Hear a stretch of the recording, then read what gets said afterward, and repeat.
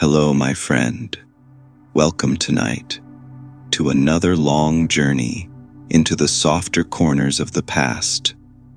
This is Ancient After Dark, and I'm Nathaniel, your companion in this slow unraveling of memory. You don't have to sit up or focus. You don't have to remember a thing. All you need to do is listen, breathe gently, and let the words drift around you like candlelight in a dark hall. Tonight we are walking into the strange land, where story and history blur together, where the impossible sometimes leaves footprints, and where imagination often turns out to be evidence wearing a mask. We are talking about myths, not as fairy tales or bedtime fantasies, but as vessels of memory, sometimes cracked, sometimes exaggerated, but often holding more truth than anyone expected. It's a comforting thought, isn't it, that people thousands of years ago, telling stories around firelight, were not simply dreaming, but documenting their world in the only language they had. And maybe, in some small way, we still do the same thing today. Think about it for a moment. Before science and books and telescopes, before museums and dig sites, people explained the world with stories. Thunder was not static in the air. It was the anger of a god. The sea's moods were not caused by tides, but by spirits that stirred beneath the surface. A city swallowed by sand was not destroyed by trade collapse, but by the punishment of the heavens. It wasn't foolishness. It was survival. Stories helped people remember, and warnings wrapped in myth were much harder to forget than a list of dry details. You know this from your own life. A teacher once told you a fact, and you forgot it by morning, but a grandmother told you a story, and you still remember it decades later. The human mind holds on to narrative far longer than it holds on to numbers. And so, myths stayed alive. They moved from generation to generation, shifting slightly each time, like a stone worn smooth by a river. Sometimes the details changed, sometimes the scale grew larger, but the heart of the story often remained the same. Archaeologists and historians have learned something humbling from that if you peel back the layers of metaphor and exaggeration, there's often a kernel of reality inside. Take the Greeks, for example. They sang of a war fought over a stolen queen. They spoke of Troy, a city so proud and so rich that kings would burn it just for the glory of saying they had. For centuries, scholars believed it was fiction, a grand stage for poetry. Then in the late 1800s, a man named Heinrich Schliemann followed the clues in those old verses and dug into a hillside in modern-day Turkey. What he found were layers upon layers of a city, built, burned, and built again. The layers were real. The fire was real. And while we still argue about the details, the myth was not a lie. It was a memory. And Troy is not alone, far from it. The Scythians spoke of fierce warrior women who rode horses and shot arrows with deadly precision. The Greeks turned them into legend, calling them Amazons, a word they thought meant without breast, though it probably didn't. For centuries, historians dismissed them as fantasy, the invention of men who could not imagine women as equals in war. But then, in the cold soils of the Eurasian steppe, archaeologists opened burial mounds and found them, women buried with weapons, arrows at their sides, sometimes with battle injuries. These were not metaphors. They were people. It's strange, isn't it? How often arrogance blinds us to reality, and how often the earth itself humbles us with proof. Myths do not only preserve wars and cities, they also record the earth itself and the disasters it has thrown at humanity. Nearly every ancient culture tells of a great flood.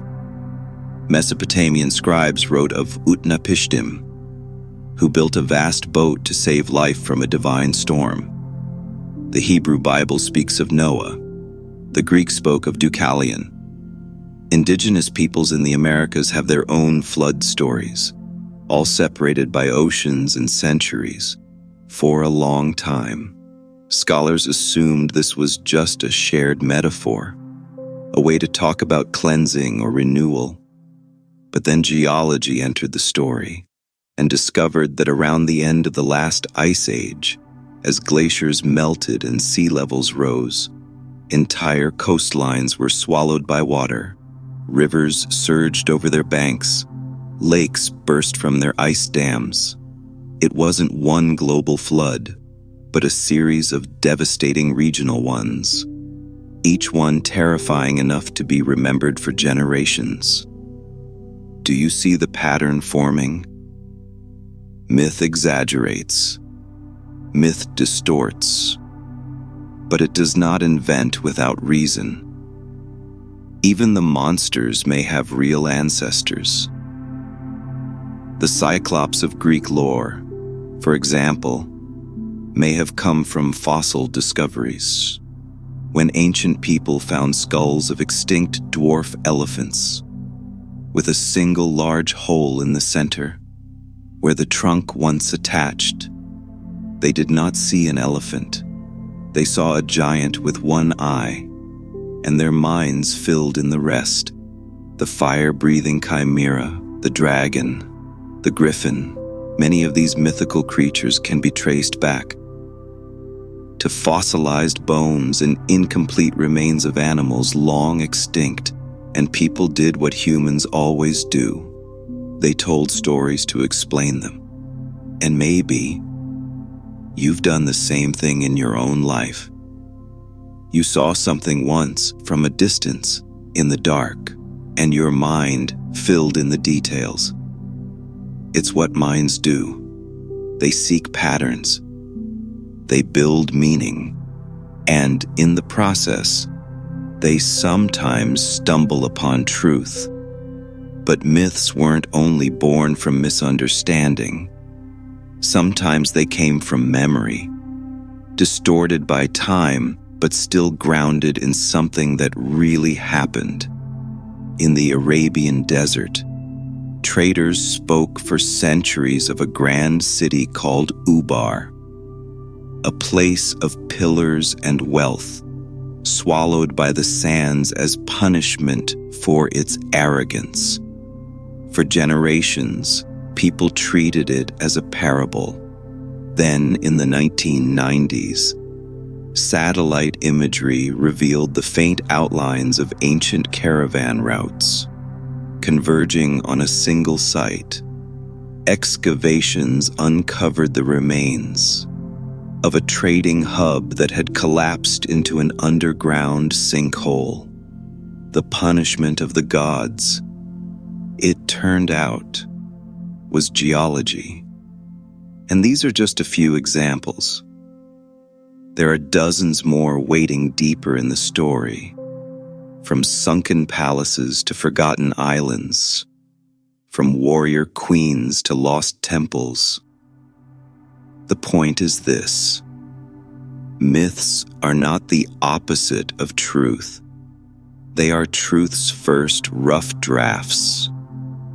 And if you listen closely to them, If you strip away the metaphor and the flourish, you often find the fingerprints of reality beneath. It's comforting, isn't it, to think that even our most ancient ancestors, with none of the tools we have today, were still recording their world, still trying to understand it, still leaving us clues wrapped in poetry and fear and wonder. And it makes you wonder what stories we are telling today that future archaeologists will one day dig up and nod over. Stories that seem ridiculous now, but will turn out to be echoes of something real. And perhaps the most fascinating part of all is how myths do not fade. Even when we learn the real story beneath them, they live on, reshaped, retold, and still powerful, even when the evidence is laid bare. It shows something important about us, doesn't it? That stories matter to humans, not just because they explain things, but because they feel true, even when our tools grow sharper. Think of the Amazons again. For centuries, they existed only in poetry. They were dismissed as the fantasy of men who could not imagine women riding to war. And yet, the earth had the last word. Buried deep in the cold steppes, archaeologists uncovered graves where women were laid to rest with bows, quivers, spears, and scars from battle. The myth had grown tall and dramatic, but its roots were still real. The same is true for the story of the flood. Scribes in Mesopotamia spoke of Utnapishtim, a man who built a great boat to save life from a storm sent by the gods. The Hebrew tradition told of Noah, who did much the same.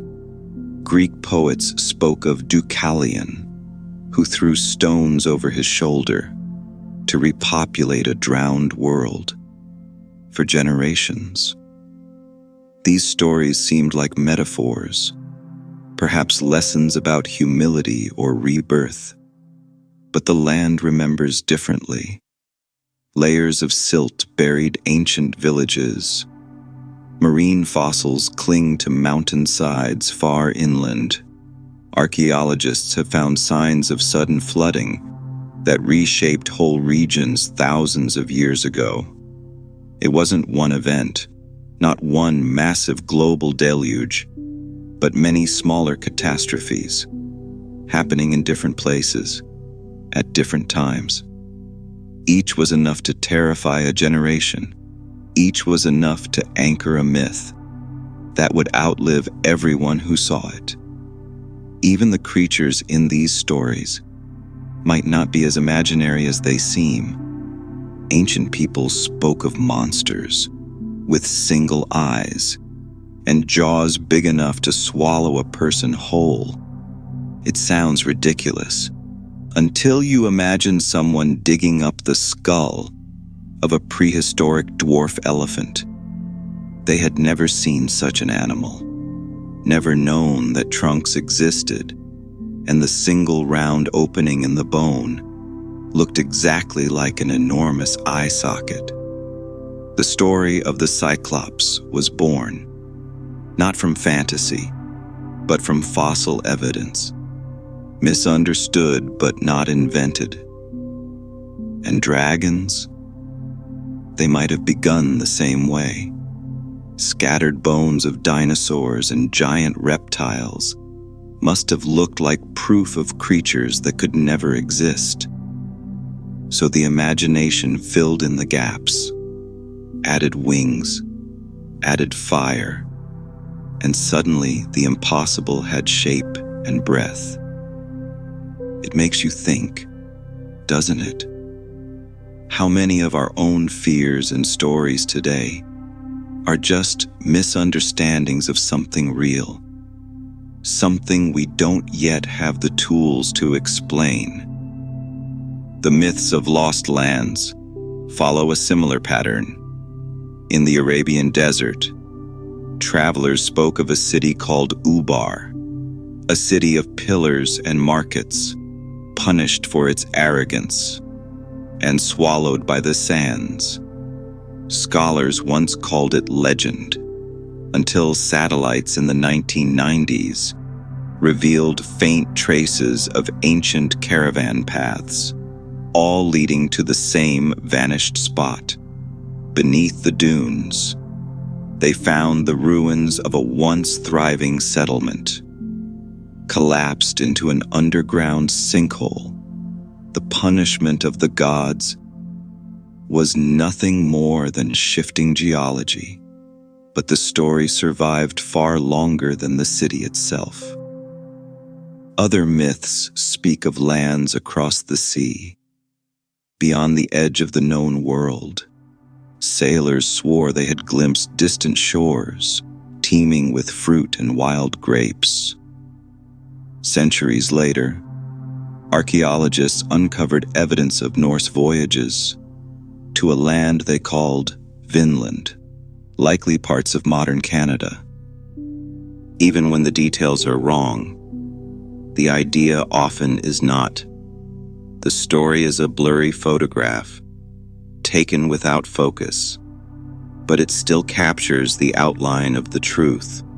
You see this again and again across every culture on Earth. The Maya told stories of a feathered serpent god descending from the heavens, and for centuries scholars dismissed it until they found carvings in temples aligned precisely with celestial events, designed to capture light in a way that made it look as if a serpent was slithering down the pyramid stairs. The Egyptians spoke of a land of Punt, rich with incense and gold. For a long time, historians debated whether it was real, but fragments of trade goods and genetic traces in mummified baboons pointed to real contact with East Africa, far older and more extensive than anyone had imagined. Even the story of Atlantis, as wild as it is, might have roots in memory. Plato may have exaggerated it into legend, but many now think he was echoing tales of a real volcanic island, perhaps Thera, that erupted so violently it destroyed an entire civilization overnight. What's remarkable is not just that these myths contain truth, but how far they traveled and how long they lasted. Stories crossed oceans before ships could. They survived languages that vanished. They adapted to new religions, new rulers, new maps. They are humanity's oldest storage system, not carved in stone, not written in ink, but etched in memory, carried in song, shared beside fires. And if you listen closely, you can still hear the echoes. The walls of Troy still speak of Helen. The cold steppe winds still whisper of Amazons. The riverbeds still remember floods. The bones still hold secrets that once terrified a shepherd into telling a story of monsters. It's worth pausing here and asking a small question. How much of what we believe today will one day be seen as myth? How many of our stories about life, about the universe, about ourselves, will one day be sifted like this, tested against the earth, and either confirmed or rewritten? It's humbling, but also strangely comforting, because it means the people who came before us were not so different. They were curious. They were frightened. They were creative. And they tried, just as we do, to make sense of a world that is bigger, stranger, and more mysterious than any of us can fully understand. And that is why myths matter. They are not just entertainment, not just superstition. They are the oldest language we have for speaking about the unknown. And when the dust of centuries is brushed away, when the exaggerations are peeled back, they are often telling us something deeply real. So as you lie here tonight, sinking deeper into rest, remember that the stories you are hearing are not simply bedtime tales. They are fragments of humanity's oldest memory. Whispers from people who looked at the same sky you do and tried to explain what they saw. We will go deeper from here. We will walk through the gates of Troy. We will stand beside the warrior women of the steppe. We will trace the outlines of flooded cities and walk the sands where lost kingdoms once stood. But for now, let this knowledge settle gently, like dust over an ancient mosaic. Let it sink below the surface of thought, where your subconscious can turn it over, slowly, patiently, as you drift deeper into the night. And maybe, just maybe, when you dream, you will find yourself there too, listening to stories told beneath stars, stories that are older than empires and more enduring than stone. The embers of our story still glow softly tonight, and as we walk deeper into the landscape of myth, we begin to see shapes taking form from the smoke. Two of those shapes are among the most enduring of all. A city that once existed only in poetry, and a people who lived only in legend. The first is Troy, a name whispered in classrooms and shouted in battle songs. It is a story of kings and warriors, of love and betrayal, of rage and ruin. For centuries it lived only in the pages of the Iliad, a tale woven by a blind poet named Homer, a story so vast and so dramatic that most believed it was entirely fiction. Think about it. A prince abducts a queen. 1,000 ships set sail across the Aegean. 10 years of war rage beneath the walls of a mighty city. And when those walls will not break, a wooden horse, filled with hidden soldiers, rolls through the gates. It sounds like theater, doesn't it? It sounds like the kind of story someone makes up to entertain a dinner party, not the foundation of real history. For centuries, scholars believed exactly that. They treated Homer's work as beautiful literature, nothing more. They argued that no city as grand as Troy could have existed, and no war of that scale could have taken place in the Bronze Age. But the ground beneath Western Turkey was hiding a different story. In the late 1800s, a German businessman named Heinrich Schliemann decided to test the myth. He was not a trained archaeologist, not even close, but he was stubborn, and he was convinced that Troy was real.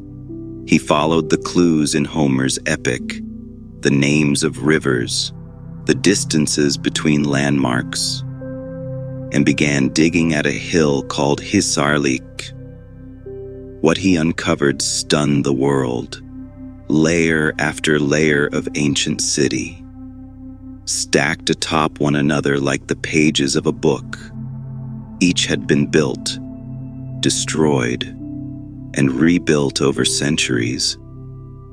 and one of those layers bore the scars of violent destruction: fire-blackened stone, smashed walls, arrowheads embedded in rubble. It wasn't proof of Helen or Achilles, but it was evidence of something real. A city wealthy enough to be fought over, and powerful enough to leave a deep scar on memory.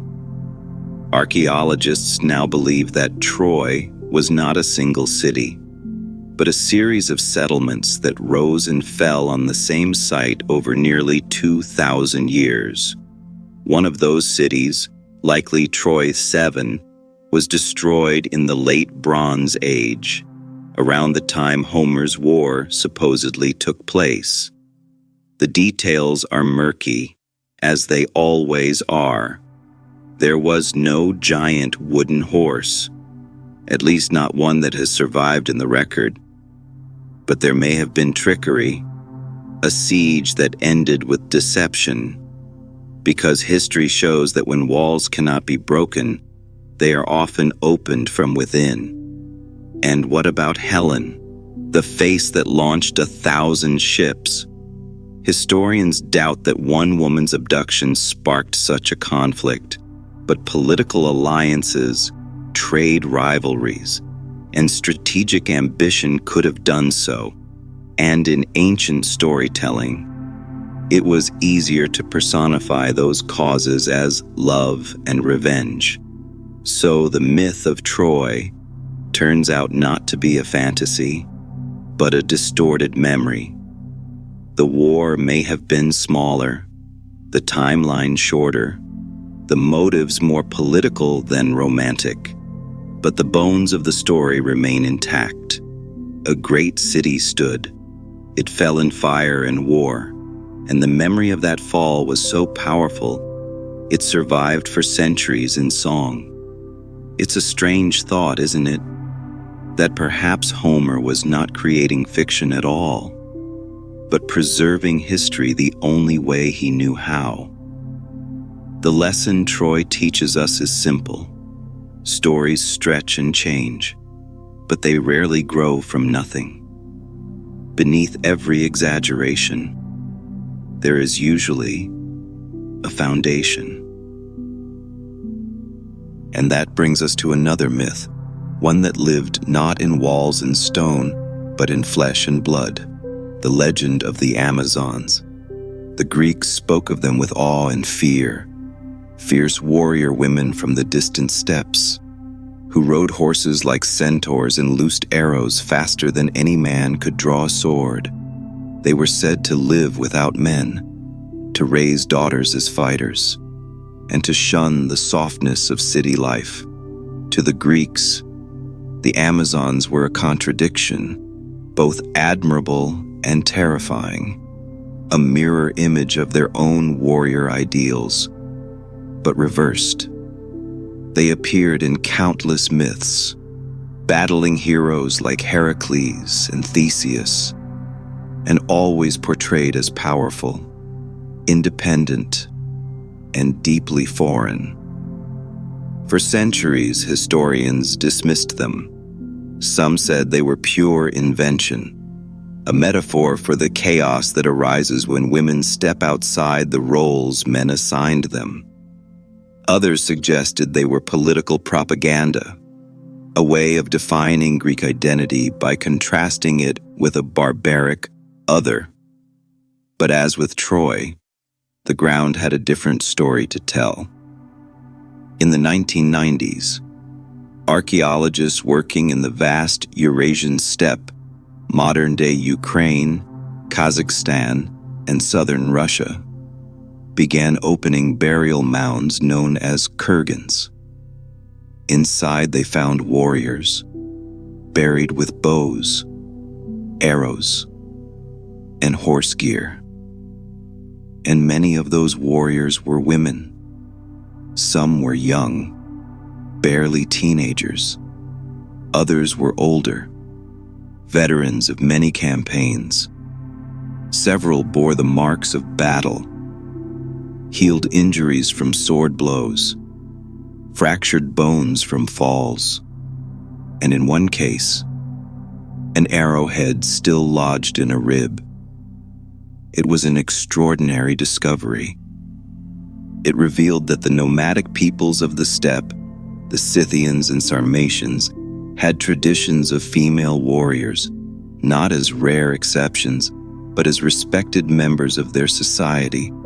The Greeks had not invented the Amazons. They had encountered them, remembered them, and then embellished the story until myth and memory were indistinguishable. It's easy to imagine how that happened. A Greek merchant or scout meets a group of horse-riding women, armed and skilled, so unlike anything in his own world.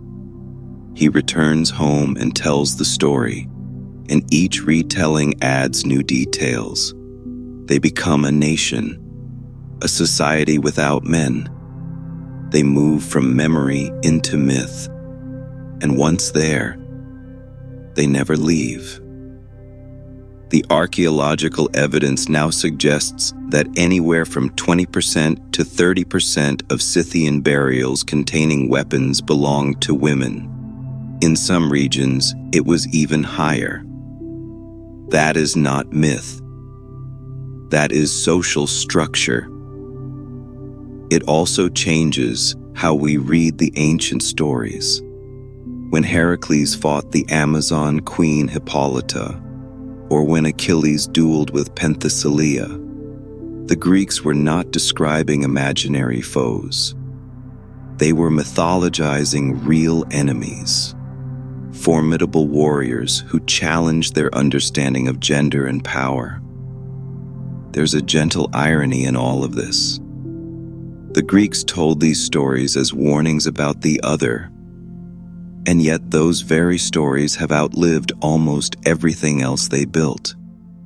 Cities crumbled, empires fell, but the Amazons ride on, both in literature and in the soil itself.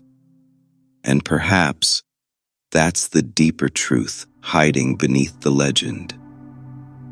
Myths survive because they are useful, not just as entertainment, but as reflections of who we are.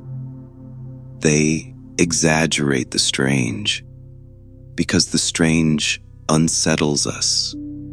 They dramatize the unfamiliar, because it forces us to define ourselves. You and I might smile now at the idea of warrior women living without men, but in a world built on rigid expectations, that story was both radical and irresistible. When we brush away the layers of fantasy, what remains is not disappointment, but wonder. Because these stories, like the story of Troy, remind us that human memory is stubborn. It refuses to let go of the extraordinary, even when the extraordinary is misunderstood. And so, the Amazons ride through history, alongside the burning walls of Troy, both of them transformed by time, but still recognizable, still real.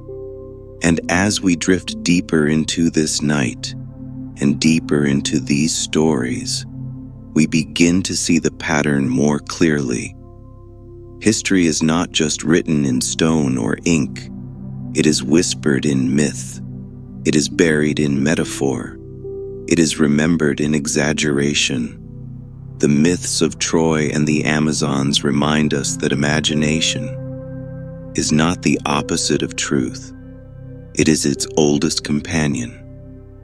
And when we follow those stories back, when we peel away the drama and the poetry, we often find the footprints of real people, real battles, real cities, and real lives. The night deepens around us now, and our story drifts onward, following the old river of memory that winds through myth and truth. Tonight we follow it into water and into sand, because two of the most enduring myths of all speak of both. The first is a story so ancient, so universal, that it appears on almost every continent, in cultures that never spoke to one another, never traded goods, never shared a single word. It is the story of the Great Flood. You already know one version. A man builds a great ark. 2 of every animal climb aboard. Rain falls for 40 days, and the world begins again. But this tale is far older than that, and far more complicated.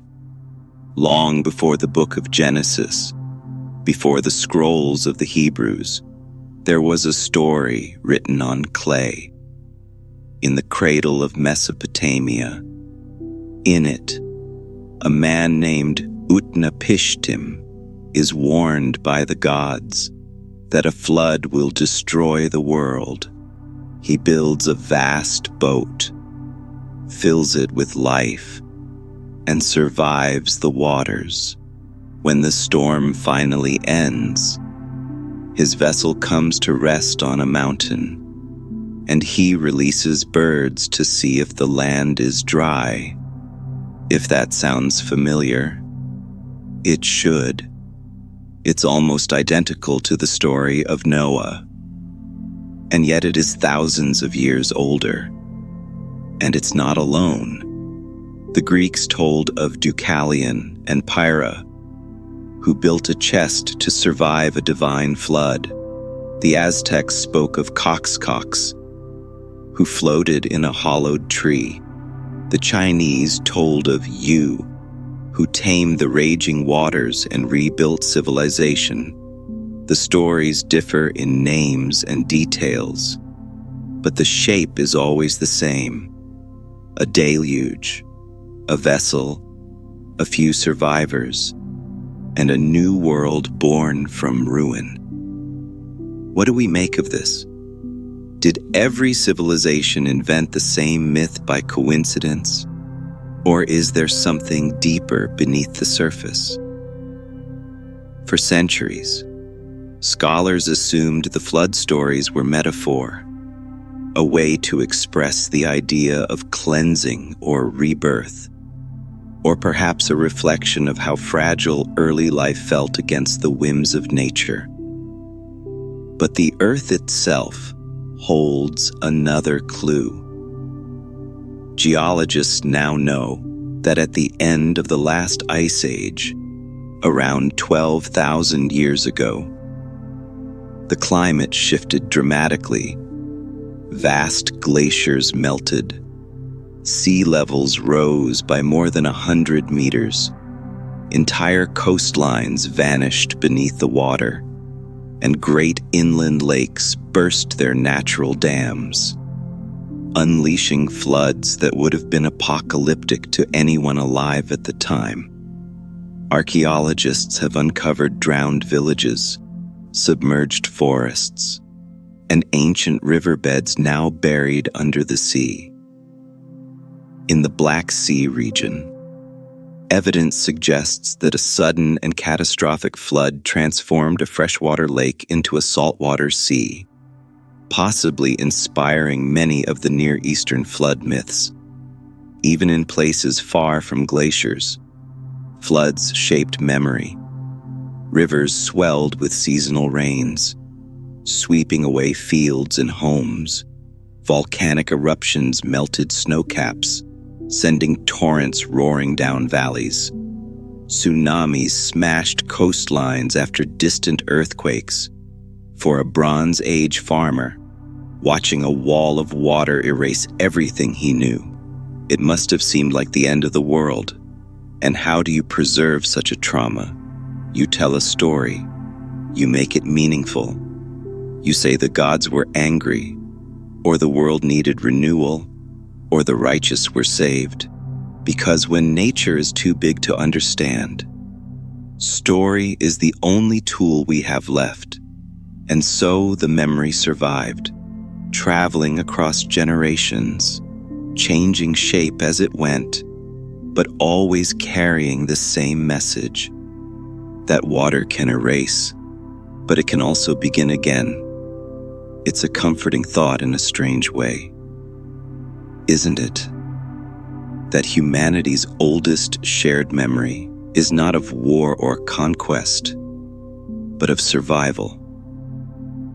But water is not the only force that hides our past. Sometimes the earth itself swallows memory whole, covering cities beneath sand and soil, until only a whisper remains. That brings us to our second myth tonight: the stories of lost cities. Every civilization has them. A place too rich, too beautiful, too proud, that vanished suddenly and completely, swallowed by time and forgotten by the world. Some of these stories are so fantastic that even serious scholars once dismissed them entirely. Take the tale of Ubar. For example, Arab traders spoke of it for centuries. A city of pillars and wealth, deep in the empty quarter of the Arabian desert. They said it was punished for its arrogance and buried beneath the sands by the will of God. Medieval geographers called it the Atlantis of the Sands. It sounded like a parable, a morality tale, until the 1990s, when scientists began using satellite imagery to map ancient trade routes. What they saw astonished them. Hundreds of camel trails, faint but still visible, converging on one point in the desert. Archaeologists excavated the site, and beneath the sand they found the ruins of an ancient settlement, a caravan hub built around a well that had collapsed into a massive sinkhole. The city hadn't been punished. It had simply run out of water, and the ground beneath it had given way. But the story had preserved the memory of its fall. It's remarkable, isn't it? How memory distorts but does not disappear. Even more famous is the story of Atlantis. Plato wrote about it in the 4th century BCE, describing a mighty island civilization that grew arrogant and was swallowed by the sea. Most historians have treated it as an allegory, a philosophical metaphor rather than a real place. And yet, the idea refuses to die. Some believe Plato was inspired by the destruction of Thera, now called Santorini, a volcanic island that erupted catastrophically around 1600 BCE. The explosion wiped out much of the Minoan civilization, covered the Aegean in ash, and sent tsunamis crashing across the Mediterranean. Others point to submerged ruins off the coasts of Spain, or mysterious stone structures in the Caribbean, or the sunken remains of Heracleion and Canopus discovered beneath the Nile Delta. All of them prove one thing: civilizations can disappear beneath the waves, and when they do, stories follow them. The same is true in the jungles of Central America, where legends spoke of vast cities lost to the trees. For centuries, explorers laughed them off, until LiDAR, a laser-based mapping technology, revealed the outlines of hundreds of ancient Maya cities, hidden under the canopy for 1,000 years. It's humbling to realize how easily the earth can hide its own past, and how persistent our stories are in searching for it. And yet, this shouldn't surprise us, because myths are not just about what is real. They are about what feels too extraordinary to forget. A flood that drowns the world. A city that disappears beneath sand. These are not small events. They are collective traumas. And the human mind cannot help but keep them alive. even when we don't understand them, even when we explain them poorly. We pass them on because part of us knows that they matter. There's a small irony here, isn't there? For all our satellites and sensors, for all our data and carbon dating, the most powerful archaeological tool we have is still the oldest one, the story. Time and again, stories have led us to discoveries. They have pointed explorers toward forgotten temples. They have drawn divers to shipwrecks. They have guided archaeologists to layers of earth that no map recorded. A flood did happen. Cities were lost. People remembered. It is tempting sometimes to dismiss myths as primitive or childish, but they are anything but.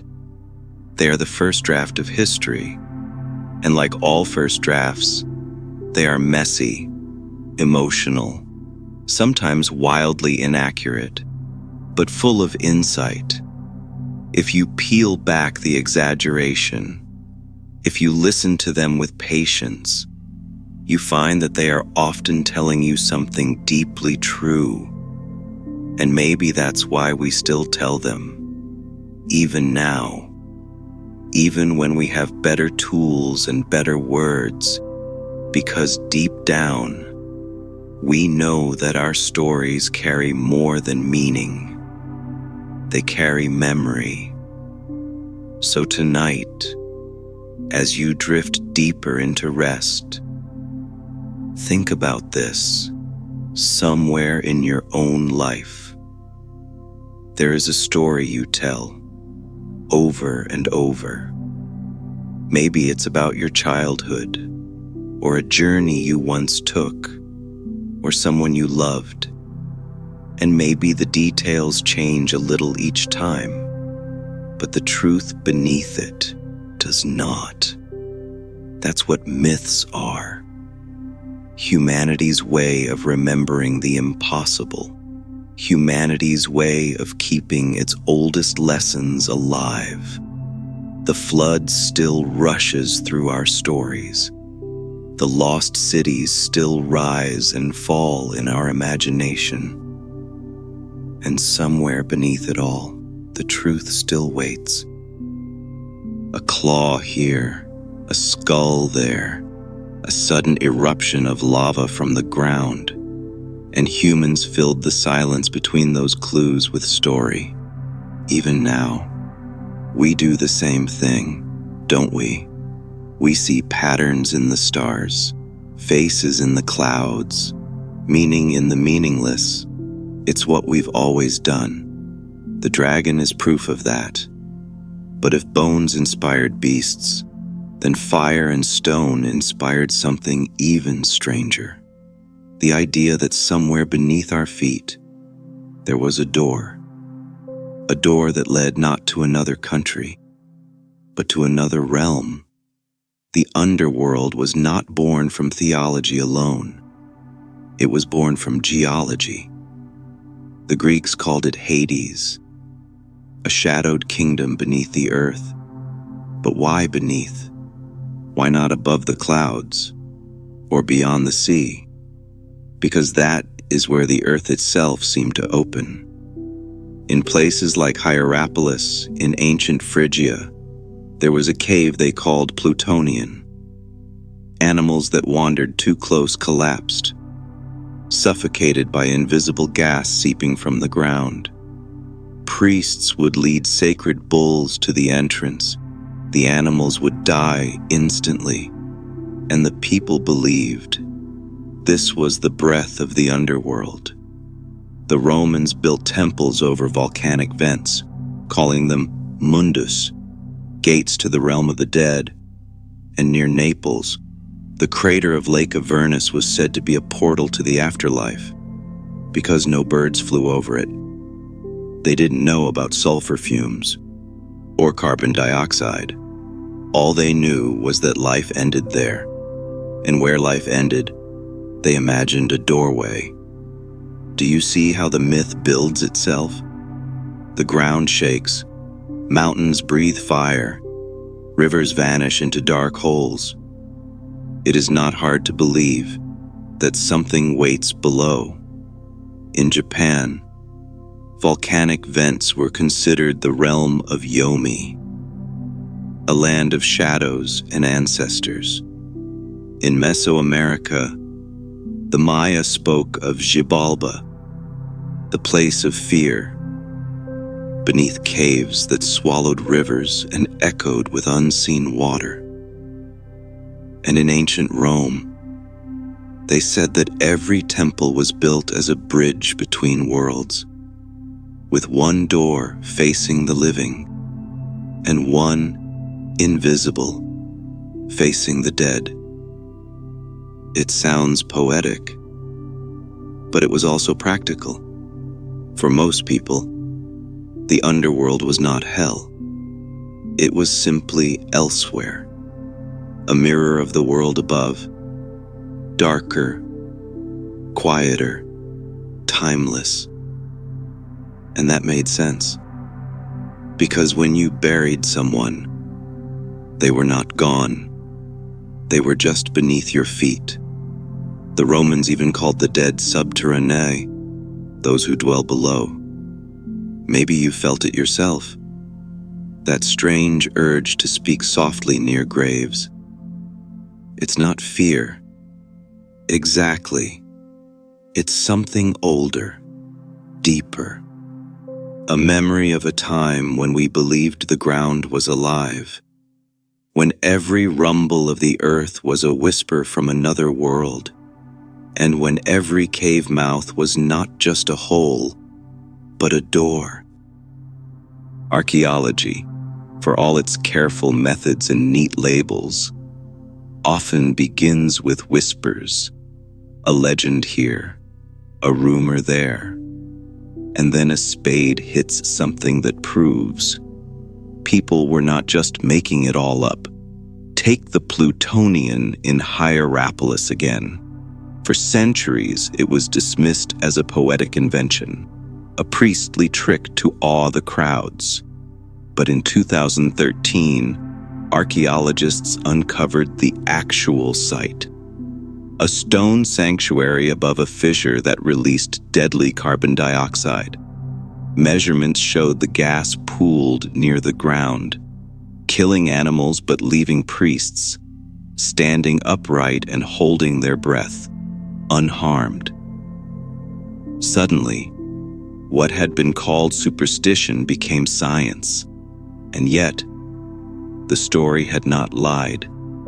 It had simply spoken a language of symbols. The same thing happened with the Gate of Hell at Lake Avernus. Writers like Virgil described it as a place where birds fell from the sky, where the air itself was cursed. It sounded dramatic, even theatrical, until geologists studied the crater and found volcanic gases escaping from its surface. The ancient description was not poetic exaggeration.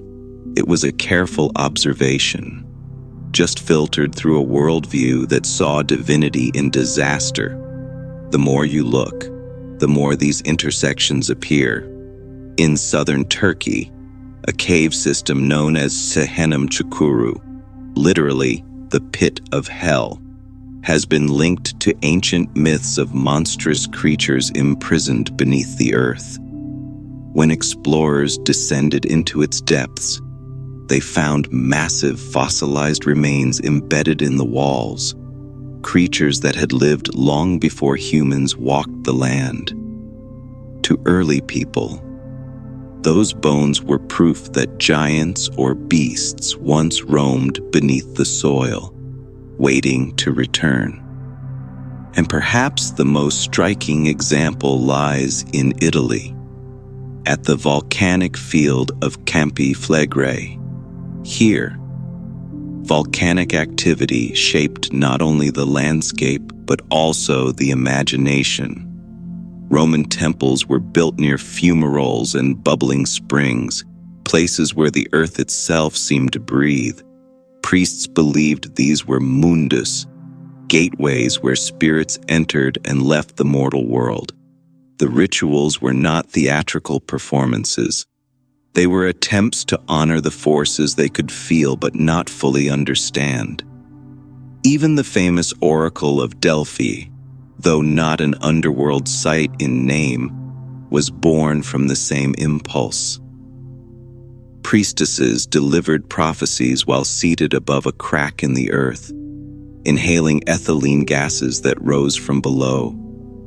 To the ancients, the words were divine.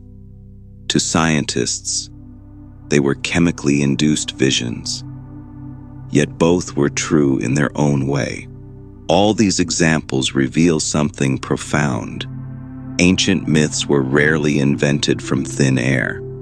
They were maps drawn around real phenomena, shaped by the tools and knowledge of the time. And dragons, those impossible beasts that haunted stories for centuries, followed the same rule.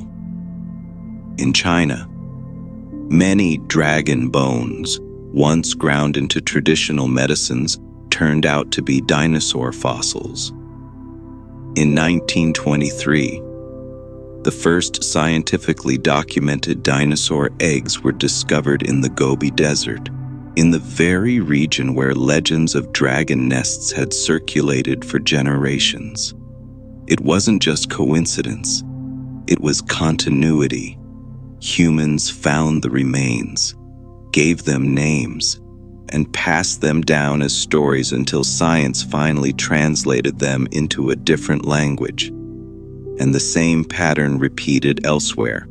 In North America, indigenous tribes told stories of thunderbirds, massive winged creatures that brought storms and lightning. Centuries later, paleontologists unearthed fossils of pterosaurs and giant prehistoric birds in those very regions. The myths did not predict the science, but they remembered the evidence. It's a humbling thought, isn't it? And it also explains why they endured, why they refused to fade even when empires rose and fell. Because beneath the poetry and symbolism, they contained a kernel of truth. And humans, whether in the Bronze Age or the Space Age, have always been drawn to truth, even when they dress it in fire and wings. When you look back now at the stories of dragons circling mountains, or gates to the underworld hidden beneath temples, they feel less like fairy tales and more like translations. Translations of a language spoken by stone and ash, by bone and breath. It makes you wonder what future generations will think of our stories. Doesn't it? Will they laugh at them, or will they dig into the ground and find proof that we too were trying to describe the world with the tools we had? Even today, myths continue to guide exploration. In 1870, Heinrich Schliemann set out to find the city of Troy, a place many scholars believed was purely fictional. He followed the clues left in Homer's Iliad, and his excavations at Haserlich revealed layers of a real city destroyed by war.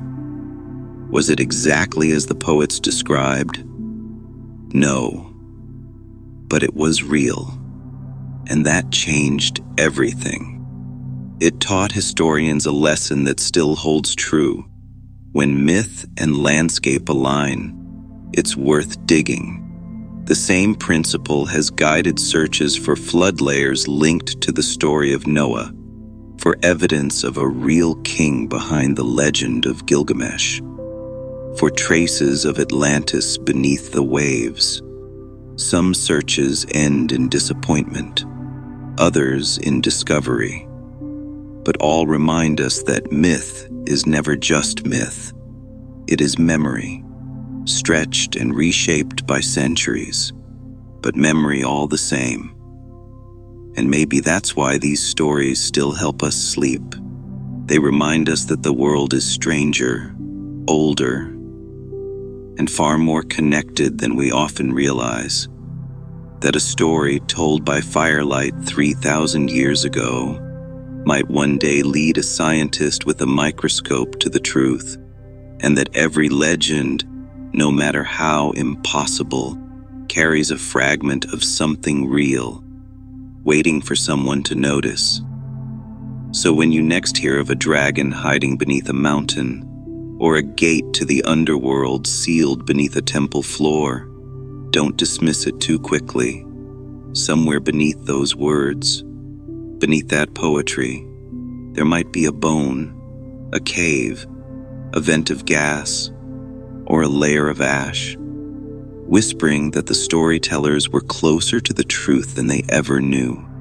And in that thought, there's something deeply peaceful, because it means our ancestors were not foolish dreamers, but careful witnesses, trying to make sense of a world that was always larger, older, and more mysterious than they could grasp. And in their myths, we do not just find monsters and gods. We find the first attempts to understand, the first steps toward knowledge, the first sparks of curiosity, the same sparks that still keep us searching, still keep us digging, still keep us listening to the stories the earth is trying to tell. There is a strange kind of comfort in knowing that the stories people once whispered around fires were not simply dreams. They were attempts to explain the world, to capture its shape, to make sense of its beauty and its cruelty. And nowhere is that clearer than in the myths of creatures that walked halfway between worlds, neither fully human nor fully beast. Every culture has them. Those strange figures who blur the lines of nature, who seem to step out of nightmares and yet feel oddly possible. The Greeks spoke of satyrs, half-goat companions of Dionysus, with the minds of men and the appetites of animals.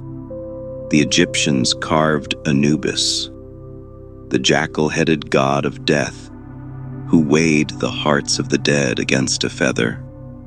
And in the frozen north, stories spoke of wendigos, human souls consumed by hunger, twisted into monstrous shapes. It would be easy to dismiss these as metaphors, and many are. But again, the earth holds hints that some were not invented from nothing. Take the story of the Minotaur, a monstrous half-bull locked in a labyrinth beneath the palace of Knossos. For centuries it was treated as pure allegory, a cautionary tale about pride and punishment. But then archaeologists uncovered the ruins of Knossos itself, sprawling halls, twisting corridors, ceremonial chambers that could easily disorient even the most experienced visitor. The labyrinth was real, and within it, bull imagery was everywhere.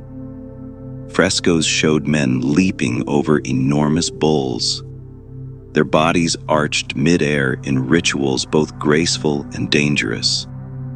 It wasn't hard to imagine how, over generations, the memory of those rituals twisted into a story about a beast below the earth.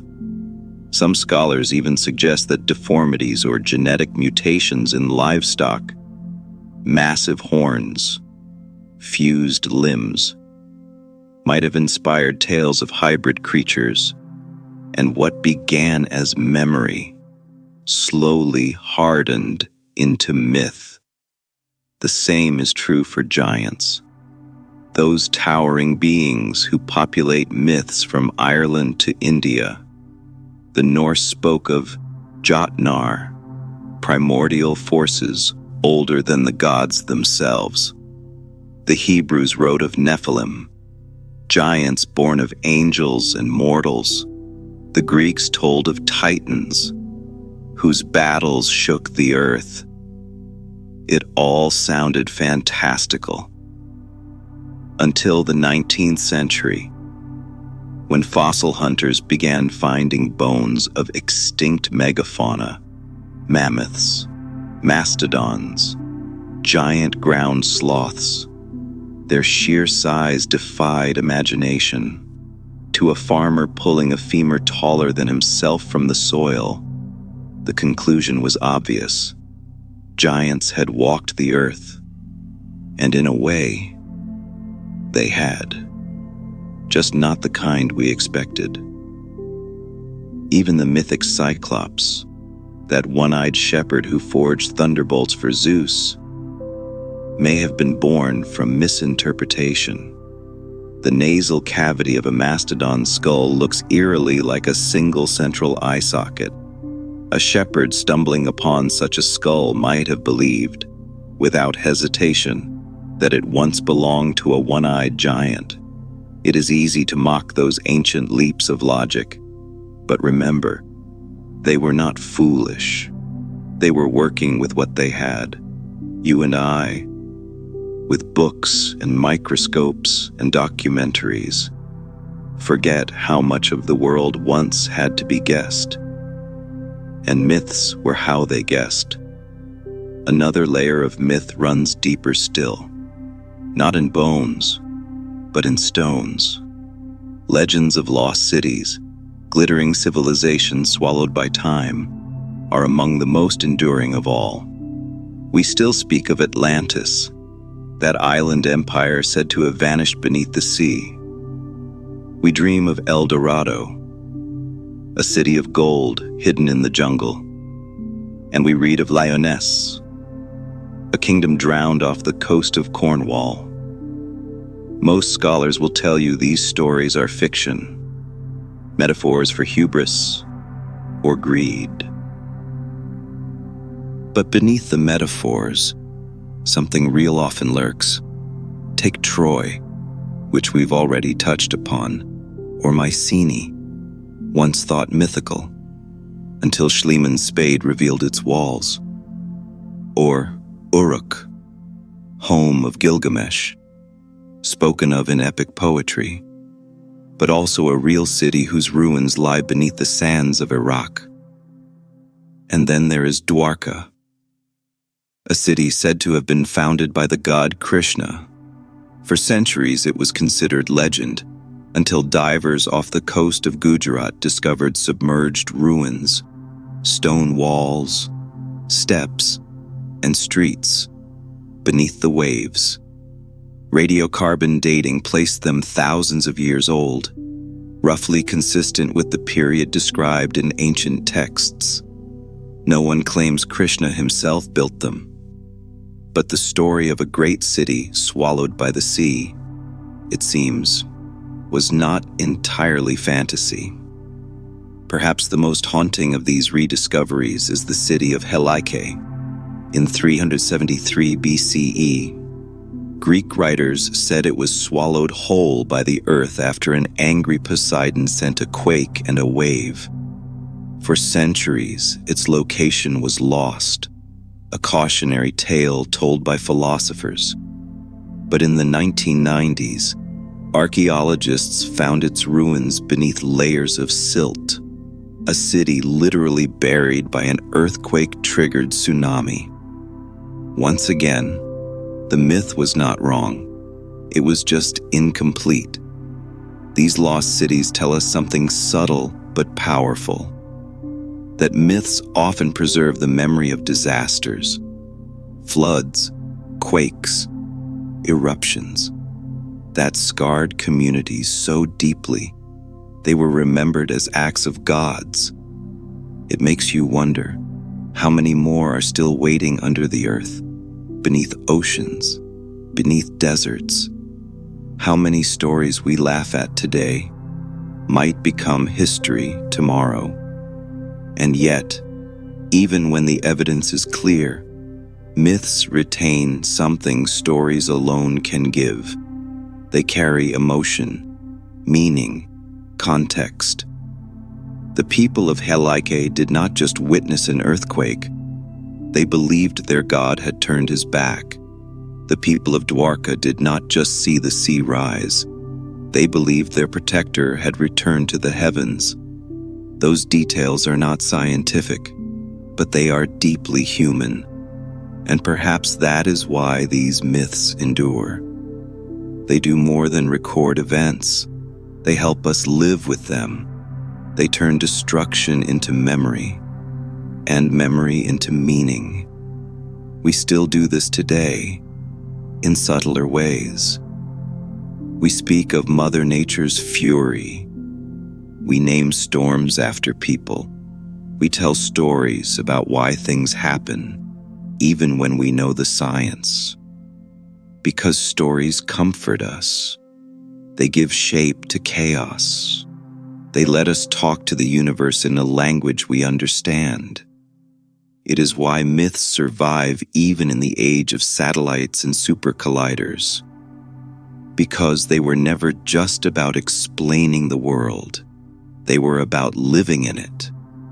And maybe, as you drift towards sleep, that is the real gift of these ancient tales. Not the monsters or the miracles, but the reminder that humanity has always searched for patterns. That long before we built libraries, we built legends. And long before we had data, we had stories. They are the bridges that connect us to those who came before. People who stood beneath the same stars, felt the same winds, and wondered the same impossible things. Perhaps, when we tell myths today, we are not repeating old stories at all. Perhaps we are simply continuing the oldest conversation humanity ever started, a conversation between curiosity and fear, between knowledge and imagination, between what we know and what we hope might still be true. And in that quiet space between fact and fiction, between ruin and revelation, the myths live on. It is easy, when we speak of myths, to think only of gods and monsters, heroes and beasts, but some of the strangest myths of all are about ordinary things. Things so woven into daily life that we forget they were once stories too. Take the idea of immortality, for example.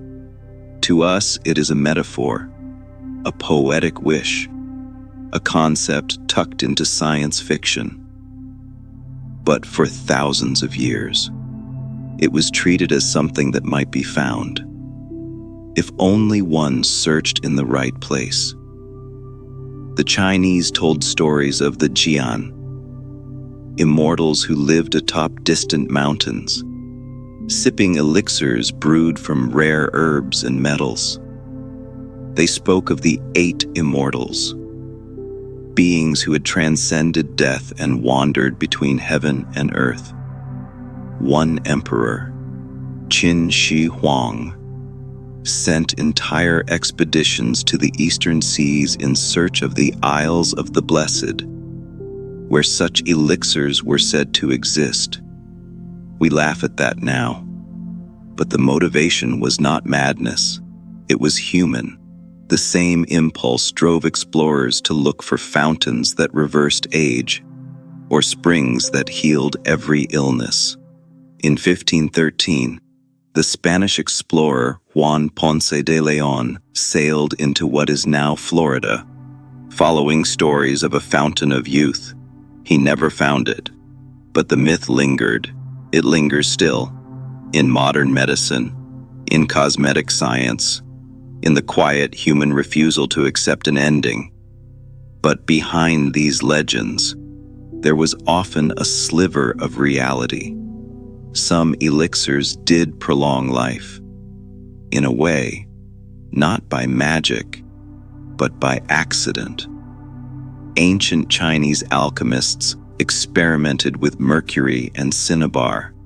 Toxic, yes, but also antimicrobial. Their mixtures sometimes killed disease-causing organisms, extending life just enough to appear miraculous. In the Middle East, tales of the water of life may have referred to springs rich in minerals that genuinely improved health. And in the Andes, myths of sacred lakes that granted vitality coincided with high-altitude waters packed with beneficial elements like lithium and magnesium. The myth was not so far from the truth. It was simply an exaggerated story wrapped around a kernel of observation. And that is the pattern we see again and again. Even the oldest stories about the sky, about how the heavens moved, were not idle speculation. They were attempts to read the cosmos, to make sense of the rhythms above. The Babylonians watched the wandering stars, what we now call planets, and gave them personalities. Ishtar was Venus, a goddess of love and war. Nergal was Mars, a god of fire and plague. Jupiter was Marduk, king of the gods. It seems quaint, until you realize that their observations were astonishingly accurate. They could predict eclipses, map planetary motions, and use the stars to anchor calendars that guided harvests and festivals. Their myths were not just stories. They were mnemonic devices, ways of remembering complex patterns in a world without textbooks. In Mesoamerica, the Maya tracked Venus with such precision that they built temples aligned to its rising and setting points. Their myths spoke of it as a warrior, descending into the underworld and returning renewed.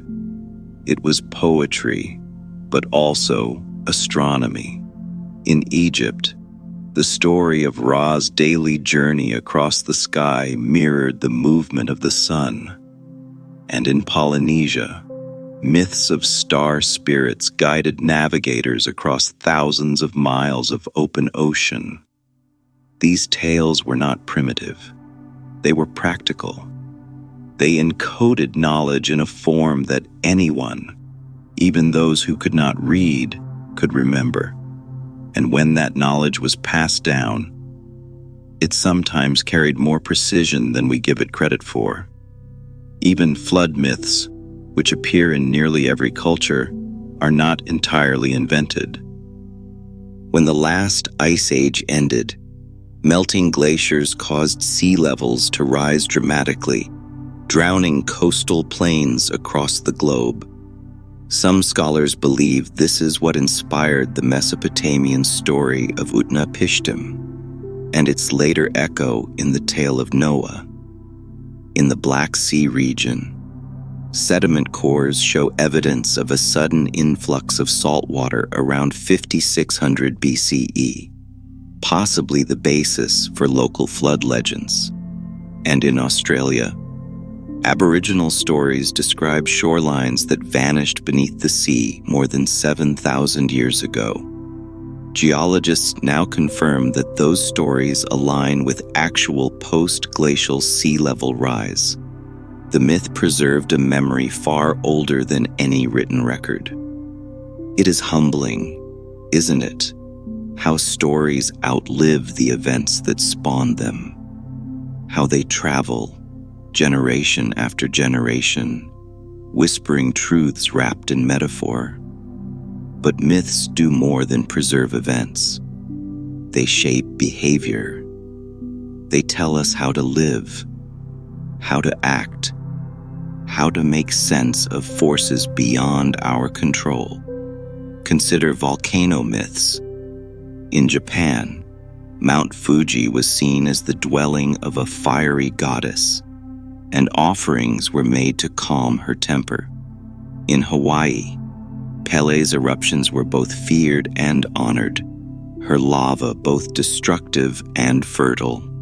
Even today, locals leave offerings before new flows, not because they expect them to stop, but because the ritual makes the danger feel less random. And beneath the metaphor, there is a practical truth.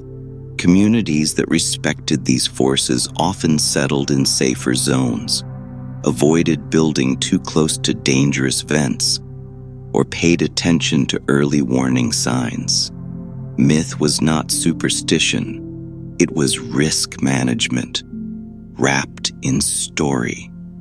The same was true of wind gods, river spirits, and harvest deities. They were not just figments of imagination. They were early environmental science. They taught when to plant, when to harvest, when to store, when to flee. It's no coincidence that some of the most enduring myths are tied to the natural cycles that shaped survival. And perhaps the most powerful example of all is the myth of the world's creation itself. Nearly every culture has one, a story that tries to explain how everything began. The ancient Egyptians spoke of a primeval mound rising from the waters of chaos, much as the Nile's floods left new land behind each year. The Norse told of Ginnungagap, a yawning void between realms of ice and fire, which collided to create life. The Chinese spoke of Pangu, a giant who separated heaven and earth and whose body became mountains and rivers. We now speak of the Big Bang, quantum fluctuations, cosmic inflation. But in a sense, the impulse is the same. We still tell stories to explain how we got here. We still seek meaning in beginnings. And we still use metaphor to make the unimaginable feel graspable. Maybe that is why myths feel timeless, because even when the details change, the questions remain the same. Where did we come from? Why are we here? What forces shape our lives? The answers have evolved, but the need to ask them has not. And perhaps that is the ultimate truth behind all these ancient tales. They are not relics of a superstitious age. They are mirrors, showing us the same curiosity, the same fear, the same wonder that still defines us today. So when you hear of gods throwing thunderbolts, or dragons sleeping beneath mountains, or rivers that carry souls to the afterlife, remember, these are not foolish fantasies. They are our species thinking out loud. They are humanity's first drafts of science, philosophy, and poetry, all rolled into one. And they remind us that even the wildest stories have roots. Roots in bone, in stone, in fire, in memory. Roots that stretch deep into the earth, and even deeper into the human mind. There is a curious thing that happens. When you follow myths long enough, they stop being about gods and monsters and start being about us. They reveal how we thought, how we feared, how we hoped, how we explained things before we had the words.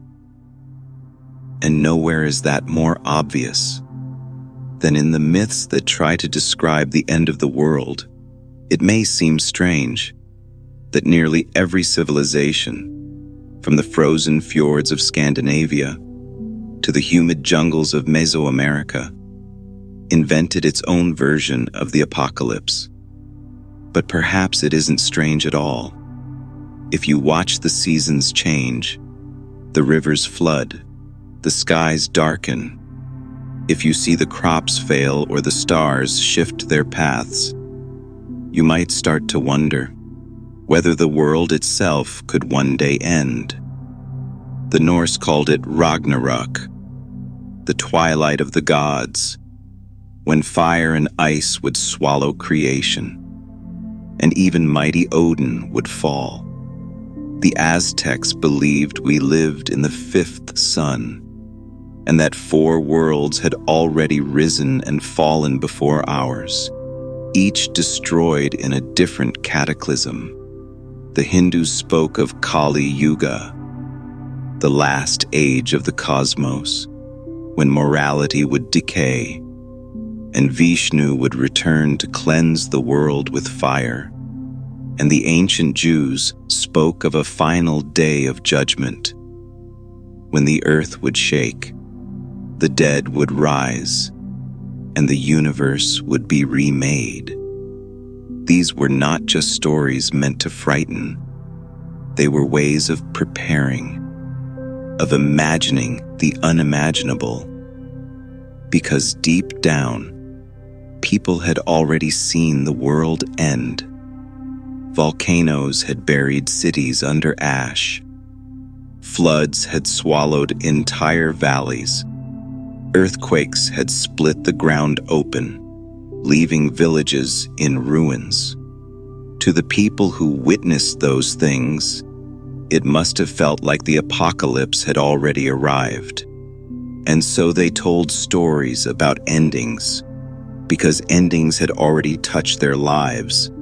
Archaeologists now believe that the legend of Atlantis, Plato's tale of a mighty island swallowed by the sea, may have been inspired by the eruption of Thera around 1600 BCE. The explosion devastated the Minoan civilization, triggering tsunamis and scattering ash across the Mediterranean. For the survivors, it must have seemed as if the world itself had drowned. The Bible's story of Sodom and Gomorrah, long treated as metaphor, may have roots in a meteor explosion near the Dead Sea. Recent excavations at Tal el Hammam reveal evidence of intense heat, melted pottery, and an air burst powerful enough to flatten an entire city. And the chilling tale of Fimbul winter, the endless winter that precedes Ragnarok, might echo the memory of real volcanic winters, caused by eruptions that dimmed the sun and starved the land.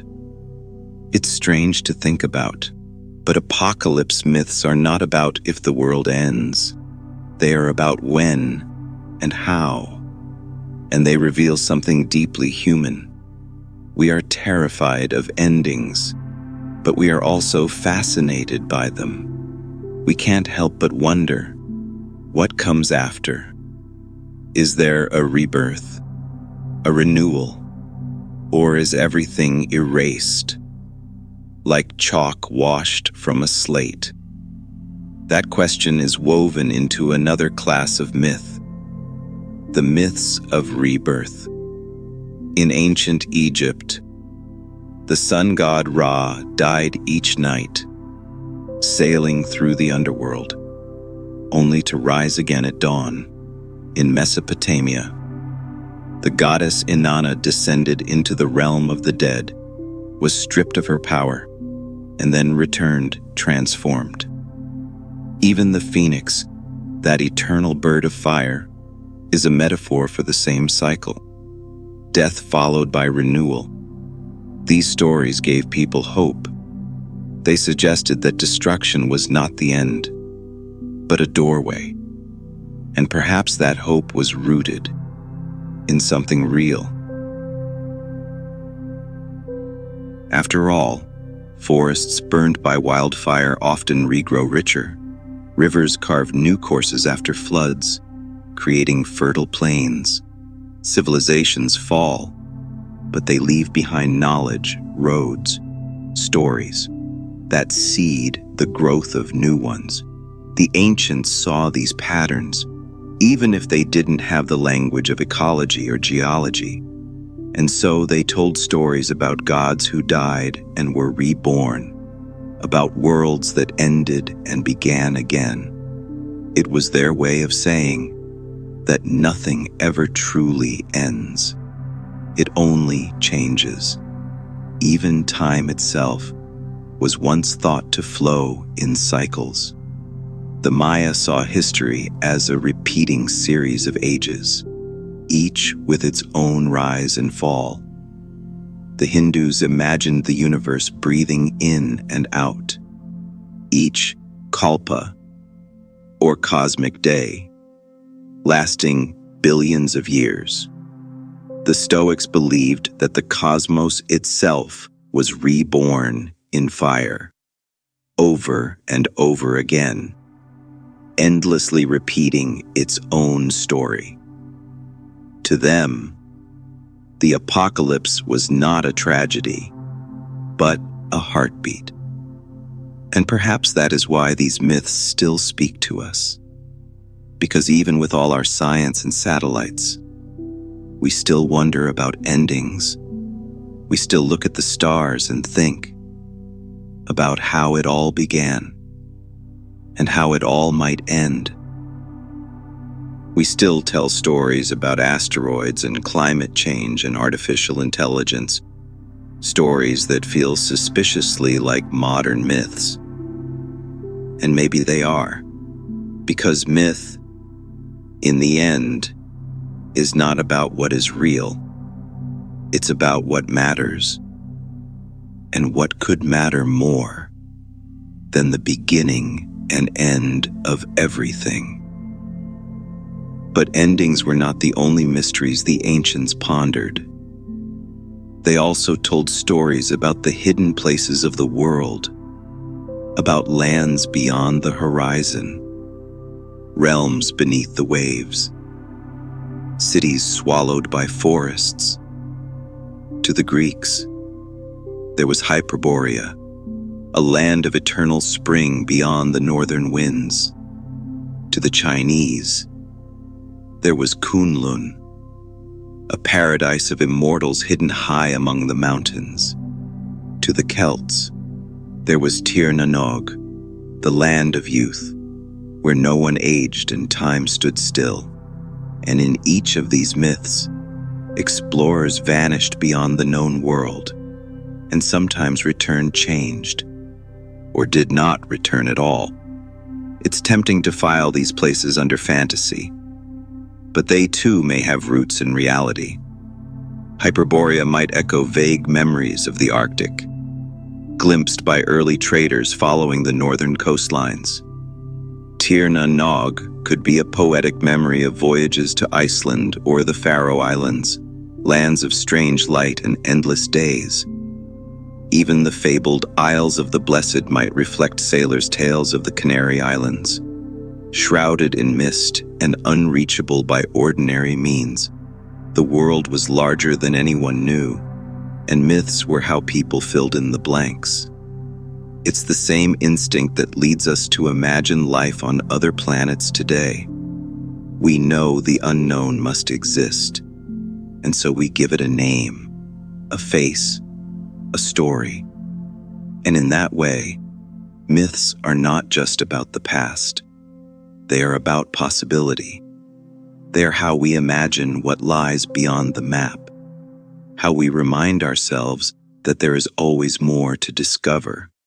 Even now, deep beneath the waves, lie ruins of cities no one remembers. In the Gulf of Cambay, sonar surveys have revealed structures older than any known Indian civilization. In the Mediterranean, divers explore the submerged streets of Pavlopetri, a Bronze Age city lost to the sea. And in the Amazon, satellite images show traces of vast earthworks, geometric shapes carved into the jungle, evidence of societies we never knew existed. Each discovery blurs the line between myth and reality just a little more, and each one reminds us that the stories we tell about hidden worlds might not be as far-fetched as we think. It's humbling, isn't it? The ancients spoke of realms beyond the horizon, and we still do.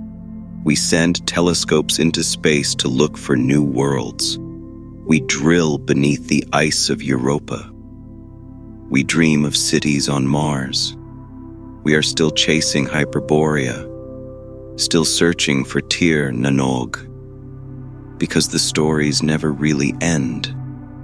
They evolve, they shift, they take on new forms, but they still do what they have always done. They push us to explore, to question, to believe, and maybe that is why they help us sleep, because beneath their monsters and miracles, their floods and fires, myths offer a kind of reassurance. They tell us that humans have always wondered, always reached beyond the visible, always turned the unknown into story. And if they could do that, with nothing but stars and stones to guide them, then perhaps we can too. Perhaps we always will. The deeper you walk into the forest of myths, the more you realize that they were never just stories told for entertainment. They were frameworks, quiet structures of meaning, scaffolding that held up entire civilizations. They explained how the world worked, but they also explained how we should work, how we should behave, how we should live. And nowhere is that more clear than in the myths that shaped morality. Before there were written laws, there were stories that taught children what was right and wrong, that warned leaders what happened to those who ruled with cruelty, that reminded communities what happened when greed grew too great. The ancient Greeks told the story of King Midas, a man who wished that everything he touched would turn to gold. At first, it seemed a blessing, until he realized he could no longer eat or embrace his daughter without destroying what he loved. It was a warning, a glittering metaphor for greed, and a reminder that wealth without wisdom can turn to poison.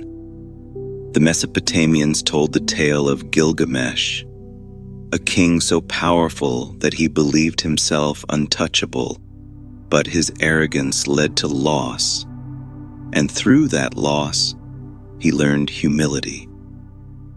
The Egyptians told of Ma'at, the goddess of truth and balance, whose feather was used to weigh a soul's worth. It was a story that taught that every choice, every lie, every kindness, every cruelty would one day be measured. And these stories worked because they didn't sound like sermons. They sounded like adventures, tragedies, triumphs. They entertained while they educated. And in doing so, they became the blueprint for how societies expected people to live. Even myths that seem absurd to us now carried deeply practical lessons. The Greek tale of Icarus, the boy who flew too close to the sun and fell, was a metaphor for hubris, the danger of overreaching. The Norse warned of Loki, a trickster whose cleverness always came with consequences. The Chinese told stories of Sun Wukong, the Monkey King, whose immense power meant nothing without discipline. These weren't just characters. They were reflections of us. They were the parts of humanity we loved, feared, and tried to control, turned into names and faces. And in telling their stories, we were really telling our own. But myths didn't just shape morality. They shaped ritual. They taught people how to honor the seasons, how to thank the land, how to speak to the sky. In ancient Egypt, the annual flooding of the Nile was explained as the tears of Isis, mourning her slain husband Osiris. When the waters rose, People offered prayers and sacrifices, believing that their devotion helped ensure fertility and harvest. In Greece, the story of Demeter and Persephone, the goddess mourning her daughter's time in the underworld, explained the cycle of seasons. When Persephone was gone, the land grew cold. When she returned, flowers bloomed again. This myth was not just a story. It was a calendar, a ritualized way of marking the passage of time. In Japan, the Shinto belief in kami, spirits dwelling in trees, rivers, and stones, shaped the way people interacted with nature. Shrines were built near waterfalls. Sacred groves were left untouched. Rivers were given offerings. It wasn't superstition. It was stewardship, wrapped in story. In the Andes, the Inca performed elaborate ceremonies to Pachamama, believing that the soil itself was alive and needed to be fed before it could feed them. These rituals might seem quaint to us now, but they held communities together. They turned survival, the mundane work of planting and harvesting, into something sacred. And they offered comfort in a world where so much was beyond human control. It is worth remembering, though, that for most of history, the world was terrifyingly unpredictable. Storms appeared without warning. Plagues swept through cities. Rivers dried up or flooded without reason. Myths gave people a way to talk to those forces, to negotiate with them, to feel that they were not helpless before them. And that sense of participation, of doing something, mattered. Because hope, even when it is dressed as ritual, is still hope. But perhaps the most powerful role myths played was in shaping identity. They told people who they were, where they came from, and why their place in the world mattered. The Romans traced their lineage to Aeneas, a Trojan hero who fled the fall of Troy and founded a new people. The Israelites told of Abraham, chosen to father a nation that would endure forever. The Japanese emperors claimed descent from Amaterasu, the sun goddess herself. These stories gave people a sense of destiny. They turned geography into sacred ground, and ancestry into a divine plan. Even modern nations still do this. We tell stories about founding fathers, heroic revolutions, and golden ages. We mythologize leaders, battles, even buildings, because myths are not just about the past. They are about belonging, and that is why they are so hard to let go of. Because even when the details crumble under scrutiny, the emotional truth remains. We need to believe that our story began with purpose. We want to feel that our lives are part of something larger than ourselves. And myths, for all their exaggeration and impossibility, give us that. They are the roots beneath the tree of identity, anchoring us, even as the branches reach forward into the unknown. Some myths go even deeper still, shaping not just how people lived, but how they died. The Egyptians believed that death was a journey, one that required maps, spells, and offerings to guide the soul through the duat, the underworld. The Vikings believed that warriors who died bravely would feast in Valhalla, while those who died of old age might go to hell, a quieter, colder realm. The Aztecs believed that the manner of death, not the morality of life, determined the afterlife. Warriors and women who died in childbirth joined the sun, while others took different paths. And the Chinese spoke of Diyu, a vast underworld where souls were judged and purified before rebirth. These stories shaped how people buried their dead, what they placed in tombs, how they mourned, and what they hoped for beyond the grave. Even now, echoes of those myths remain. We place flowers on graves. We speak to the dead. We imagine reunions in worlds beyond our own. We no longer call it Valhalla, or the Duat, or Diyu, but the longing is the same.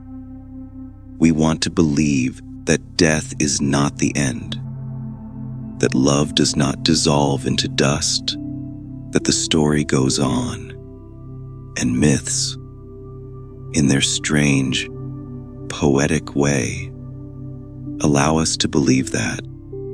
They make the unbearable bearable, the unknowable speakable, the inevitable feel almost beautiful, and that is why they have endured for so long, because they were never just about explaining the world.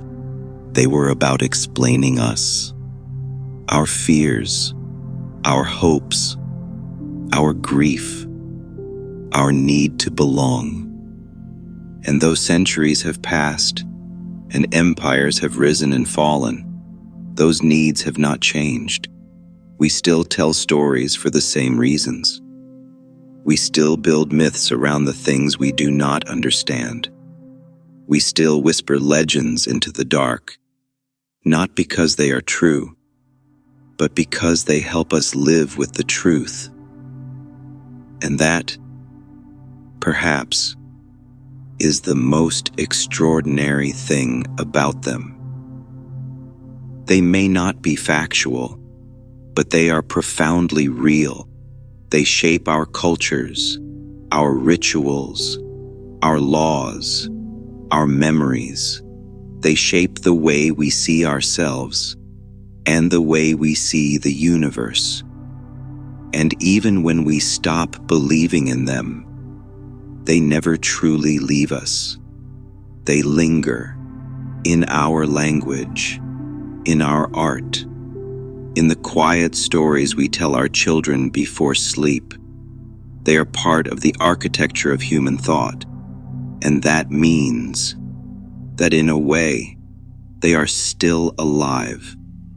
Alive in every question we ask, every mystery we try to solve, every metaphor we use to make sense of the infinite.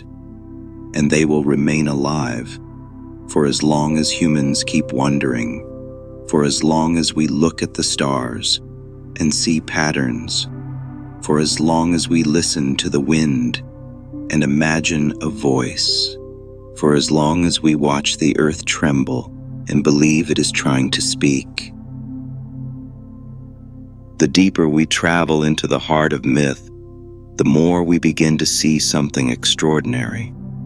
These stories were never fixed, never frozen, never carved into stone. They shifted, adapted, changed shape as they crossed mountains and rivers, as they were retold by new tongues and new minds. And in that shifting, they reveal one of the most human truths of all. We do not just inherit stories. We reshape them. We make them fit our needs, our fears, our hopes. And as we do, they stop being simply tales and start becoming the foundations of entire belief systems. Take the flood myths, for instance. We've already seen how they emerged from real memories of rising seas.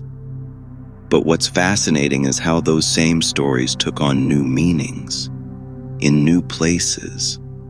The Mesopotamians told of Utnapishtim, who built a vast boat to save life from a divine storm.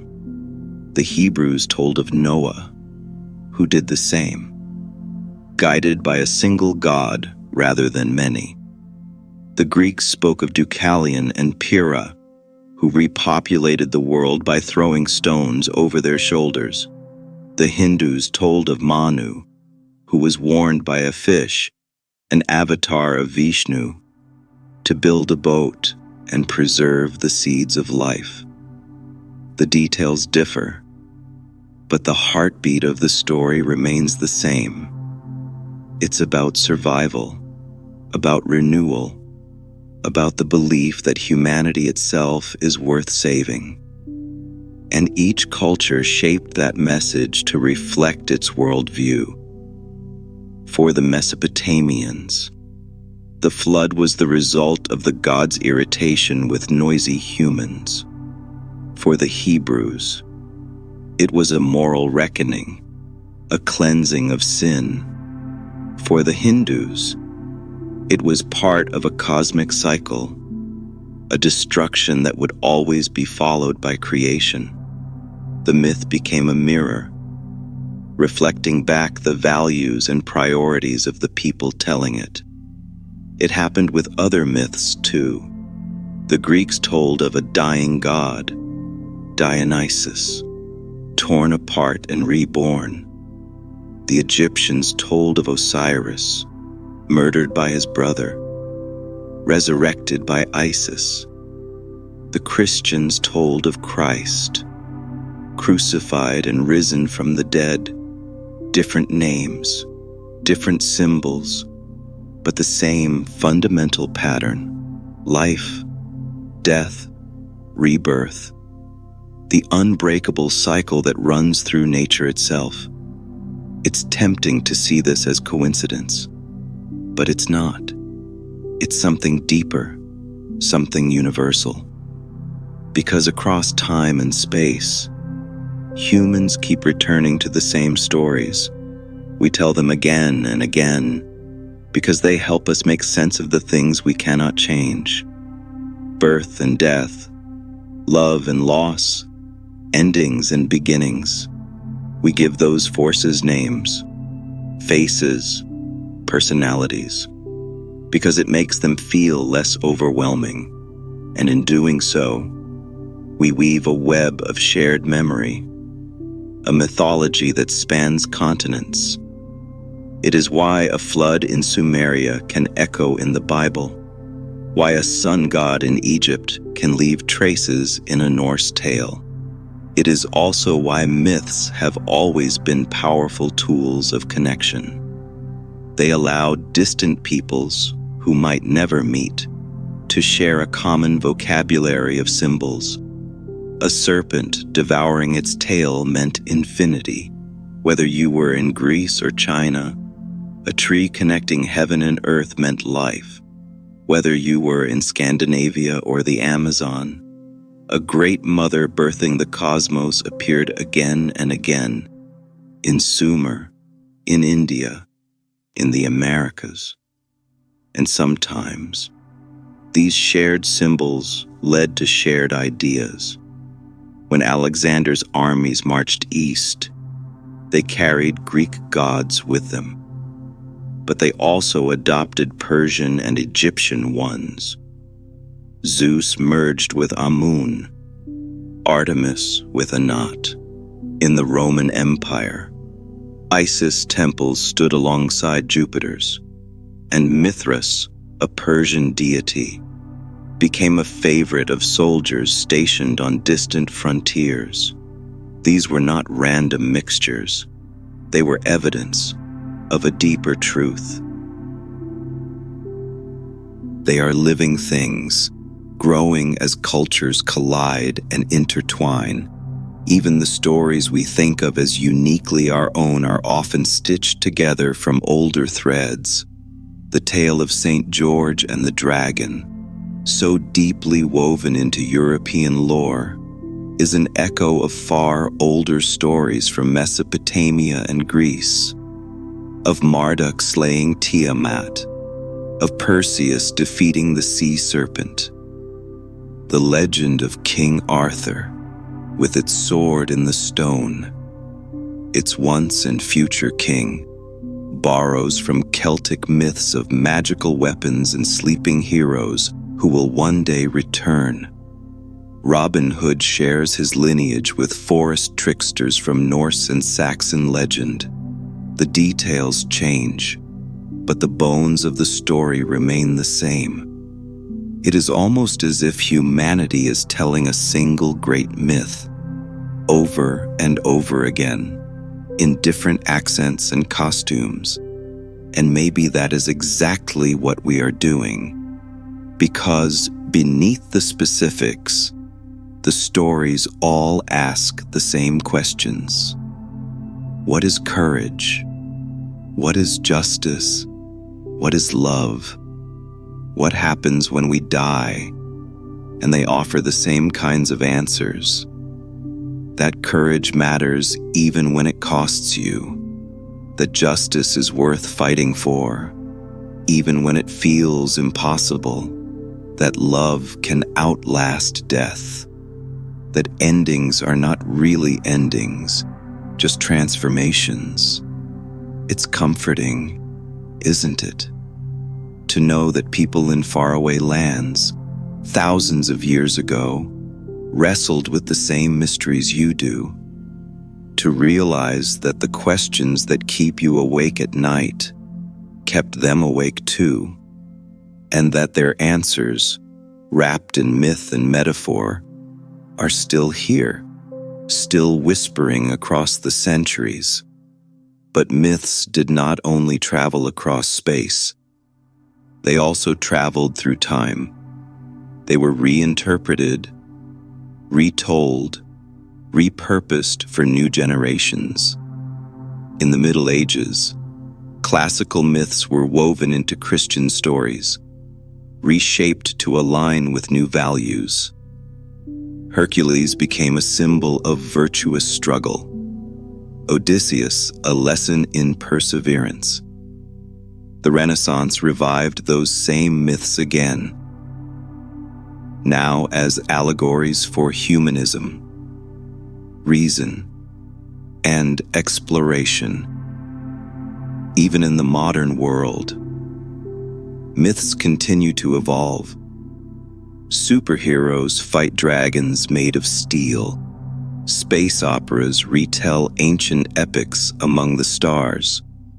We give old stories new skins, but they are still the same creatures underneath. And that might be the most extraordinary thing of all, because it means myths are not relics of a primitive past. They are tools, still alive, still shaping the way we think about the future. They show up in our literature, our films, our politics, even our technology. Think about the language we use. We speak of titanic achievements, Achilles' heels, Pandora's boxes. We call companies Atlas, rockets Apollo, space probes Juno. We name our cities after ancient gods, our ships after legendary beasts, our ideas after stories that are thousands of years old. Even our science, the very thing we often imagine as the opposite of myth, is steeped in mythology. The Higgs boson is called the God particle. The early universe is described as chaos giving birth to order. We speak of evolution as a tree of life, of DNA as a blueprint, of genes as selfish. These are metaphors, but they matter. They shape how we imagine reality, how we communicate complexity, how we make the abstract feel familiar. In a way, myths are still teaching us, still guiding how we understand the universe, and that is why they are so much more than stories. They are the vocabulary of humanity's imagination, the language of our shared dream. They are how we have always tried to reach beyond ourselves, beyond our limits, beyond the visible. They are how we have always turned mystery into meaning. Some myths never truly vanished. They simply waited, buried beneath centuries of dust and doubt, until the earth itself brought them back to us. Archaeologists know this feeling well, because every time a forgotten city is unearthed, or a broken tablet is pieced together, the boundary between legend and history grows thinner. One of the most striking examples comes from the city of Troy. For centuries, scholars believed the Trojan War was just a poetic invention, a story meant to glorify ancient heroes. But in the late 19th century, a determined and somewhat eccentric German archaeologist named Heinrich Schliemann dug into a hill in western Turkey. And there, beneath layers of earth, he found the ruins of a city that matched Homer's description. It was not proof of wooden horses or Achilles' wrath, but it was enough to show that the myth had a foundation, in fact, a memory of real conflict preserved and retold for centuries. It reminds us that myths can act like time capsules, carrying echoes of real events long after they've faded from the written record. And Troy is far from the only example. The legendary city of Knossos, home to King Minos and the fearsome Minotaur, was once dismissed as fantasy too, a tale of labyrinths and monsters meant to entertain. But when Sir Arthur Evans began excavations on Crete in 1900, he uncovered a sprawling palace complex with twisting corridors and ceremonial chambers. No half-man beast lurked in its halls, but the imagery of bulls was everywhere. Frescoes of bull leaping, altars decorated with horns, a culture obsessed with the animal's strength. It's not hard to imagine how that imagery, filtered through centuries of retelling, could give rise to the myth of a monstrous creature at the heart of a labyrinth. And myths tied to vanished worlds are not confined to the Mediterranean. Far to the east, ancient Chinese texts spoke of a lost Xia dynasty, the first dynasty of Chinese civilization. For generations, historians treated it as a founding legend, a political myth designed to give later dynasties a noble origin. But archaeological discoveries in the early 20th century, particularly at a site called Early II, revealed an advanced Bronze Age culture that fits the descriptions of Xia almost perfectly. There were palaces, sophisticated bronze workshops, planned urban layouts, all dating to the very period the Xia were said to have ruled. It is not conclusive proof, but it suggests that the first dynasty may not have been a myth after all. Even myths of entire continents lost beneath the waves have proven more stubborn than expected. The story of Atlantis, told by Plato as a philosophical allegory, has inspired endless speculation. For centuries, people searched for the sunken island in the Atlantic, in the Caribbean, even under Antarctica's ice. But the most plausible explanation may be far more grounded. Many scholars now believe Plato's story was inspired by the catastrophic eruption of Thera, modern Santorini, around 1600 BCE. The explosion wiped out much of the Minoan civilization and sent massive tsunamis crashing across the Aegean. For those who survived, it must have felt as if an entire world had vanished beneath the sea. And centuries later, those memories may have found new life as the legend of Atlantis. Other stories speak of civilizations swallowed by nature. And surprisingly, many of them are rooted in geological truth. In India, ancient texts speak of Dwarka, a magnificent city said to have been home to the god Krishna, which sank beneath the sea after his death. For centuries, scholars regarded it as pure mythology, until marine archaeologists discovered the remains of a vast settlement beneath the waters off the coast of Gujarat. Stone structures, pottery, and evidence of planned streets lie on the seabed, dating back more than 3,500 years. We cannot say for certain that this was Krishna's city, but the parallels are impossible to ignore. Similar tales exist across the Pacific.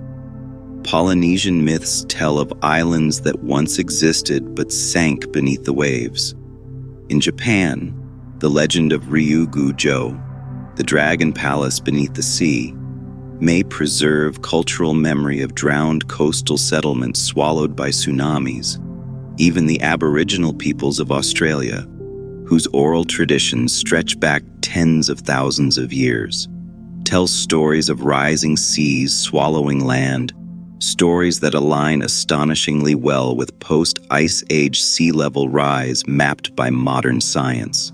These examples remind us of something profound. Myths are not only stories of gods and heroes, they are also repositories of collective memory. They preserve the trauma of natural disasters, the glory of lost cities, the rise and fall of empires. Sometimes they even encode scientific knowledge long before science as we know it existed.